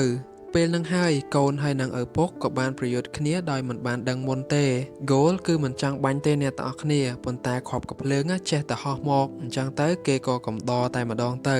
គេគ្រាន់តែចង់ទៅជួប Soleta ទេតែដល់មានអ្នកមកបាំងផ្លូវអញ្ចឹងក៏សម្លាប់គាត់ម្នាក់នឹងចោលតែម្ដងទៅអ្នកទាំងអស់គ្នាពេលដែល Goal បានសម្លាប់ឪពុកខ្លួនឯងហើយគេក៏បានដឹងថាតាមពិតទៅនៅក្នុងនោះគឺជាឪពុករបស់ខ្លួនឯងសោះពេលឪពុក Goal បានឃើញ Goal មានសុវត្ថិភាពអញ្ចឹងគាត់សប្បាយចិត្តពេកហើយប៉ុន្តែ Goal វិញមានវិបដិសារីមួយជីវិតដែរដែលបានសម្លាប់ឪពុកខ្លួនឯងដោយផ្ទាល់អញ្ចឹងសាច់រឿងក៏បានកាត់ទៅកាន់ Soleta វិញនាងបានជួបនឹងកូនចៅ Dan of Fall នាងមិនដឹងថារត់ទៅខាងណាទេពីព្រោះកន្លែងហ្នឹងក៏ជាកន្លែងទុកមនុស្សយន្តរបស់ Soleta ដែរពួកគេរៀបនឹងសម្លាប់ Soleta ហើយតែពេលហ្នឹងម្ដាយរបស់នាងក៏បានចេញមកជួយនាងទាន់ Soleta បានឃើញម្ដាយសម្លាប់មនុស្សបែបនេះនាងពិតជាភ្ញាក់ផ្អើលមែនទែនម្ដាយ Soleta ក៏និយាយប្រាប់ Soleta ថាបើកូនមិនធ្វើបែបនេះទេកូននឹងស្លាប់ហើយមិត្តរបស់កូនទាំងអស់ទៀតនឹងស្លាប់ដូចគ្នានៅក្នុងនេះដូចនេះហើយយើងត្រូវតែធ្វើវាដើម្បីជួយអ្នកដទៃដូចជាគាត់ជួយកូនខ្លួនឯងអញ្ចឹងកុំខ្លាចនឹងសម្លាប់សត្រូវអីពីព្រោះវាគឺជាសង្គ្រាមហើយ Soleta បានយល់ព្រមជាមួយនឹងម្ដាយខ្លួនយល់ព្រមនឹងរៀងស្ទាក់ស្ទើរចិត្តដែរតែធ្វើម៉េចម្ដាយលួងលោមហើយ Soleta ត្រូវតែរឹងមាំដើម្បីជួយមិត្តភ័ក្តិរបស់នាង Sophie បានរកឃើញ Area ហើយអ្នកទាំងអស់គ្នាពេលនឹងដែរនាងក៏បានបាញ់ទៅកន្លែងដែល Area លាក់ខ្លួននោះរួច Soleta ហើយនឹង Area បានចេញមកហើយអ្នកទាំងអស់គ្នាមុខមាត់របស់ Area កាន់តែកាចជាងមុនទៀតហើយភ្លាមៗហ្នឹងក៏បានរត់ទៅចាប់មនុស្សយន្ត Sophie យកតែម្ដងហើយលើកនេះArea មានស្លាប់ហោះលឿនជាងមុនឆ្ងាយណាស់អ្នកទាំងអស់គ្នាឥឡូវហ្នឹង Gundam ជាមួយនឹង Gundam បានប៉ះគ្នាហើយអ្នកទាំងអស់គ្នាហើយពេលហ្នឹងមិនមែន1ទល់នឹង1ទេគឺ1ទល់នឹង2ដោយសារតែ Sophie បានហៅ Nori មកមួយទៀតនៅពេលដែលពីរនាក់ហ្នឹងដេញតាមបាញ់ Soleta មានរនាំងការពារឡើងអែមតែម្ដងអ្នកទាំងអស់គ្នារួចពេលហ្នឹងដែរ Soleta បានប្រើប្រាស់កាំភ្លើងរបស់ខ្លួនឯងហ្នឹងចាប់ផ្ដើមបាញ់ទៅមួយគ្រាប់ភ្លាមឡើងពីរនាក់នេះគ្រាន់តែឃើញក្បាលកាំភ្លើងលៀនចេញមកហ្នឹងពួកគេប្រាប់គ្នាឲ្យដកថយបាត់ទៅហើយមួយគ្រាប់មិនត្រូវសត្រូវទេតែគ្រាន់តែចំហាយគ្រាប់ហ្នឹងឡើងរលាយជើងពីរនាក់ហ្នឹងហើយប៉ុន្តែទោះជាយ៉ាងណា Sophie នៅតែសោចហើយនាងក៏និយាយថាស្អីក៏ដោយឲ្យតែនាងបានជួបហើយនាងនឹងមកលេងម្ដងទៀត Sister Soleta ហើយពីរនាក់គេហ្នឹងក៏បានហោះទៅភពផែនដីវិញដូចនេះហើយគម្រោងសម្រាប់លោក Darling របស់ Sackdy ក៏ដូចជាក្រុម Dan of Fall ហ្នឹងមិនបានសម្រេចនោះទេហើយពេលហ្នឹងដែរ Soleta ក៏ត្រឡប់ទៅរក Miorine វិញនៅពេលដែល Miorine យកឪពុកខ្លួនចេញទៅសង្គ្រោះហ្នឹងនាងក៏បានជួបជាមួយនឹងកូនចៅ Dan of Fall ដែរម្នាក់ហ្នឹងរៀបនឹងបាញ់សម្លាប់ Miorine ហើយ Soleta បានលេចមុខចេញមកភ្លាមហើយ Soleta ក៏បានដាក់មួយដៃសម្រាប់បុរសម្នាក់នោះស្លាប់ដោយគ្មានរូបរាងទេគឺបែកសាច់ទៀតចេញពីគ្នាតែម្ដងអ្នកទាំងអស់គ្នាកន្លែងហ្នឹងដាក់តែម្ដាយណាមើលឲ្យឡើងសាហាវហ្មងឡើង Miorine បើកភ្នែកធំមើលទៅ Soleta ព្រោះមិនគួរឲ្យជឿទេថា Soleta ទៅជាមនុស្សបែបនេះហើយមិនដឹងថា Soleta ទៅជាមនុស្សបែបនេះតាំងពីពេលណានោះទេហើយ Soleta វិញធ្វើមុខធម្មតាអញញ៉ាំទៀតអញ្ចឹងអ្នកទាំងអស់គ្នាសាច់រឿងរបស់យើងក៏បានមកដល់ទីបញ្ចប់ហើយគឺចាប់12អេពីសូតនឹងយកតែម្ដង Season 1ហើយរឿងហ្នឹងក៏មាន Season 2ដែរ ដោយសារតែគ្នាយើងអត់ចូលចិត្តមើលរឿងហ្នឹងអញ្ចឹងខ្ញុំសម្រាយត្រឹម season 1 បានហើយដូចនេះអ្នកទាំងអស់គ្នាពួកយើងជួបគ្នានៅសាច់រឿងថ្មីក្រោយទៀតហើយជំរាបលាអ្នកទាំងអស់គ្នាហើយសង្ឃឹមថាអ្នកទាំងអស់គ្នានៅតែគាំទ្រខ្ញុំជំរាបលាអ្នកទាំងអស់គ្នាពួកយើងជួបគ្នានៅវីដេអូក្រោយទៀតបាយបាយ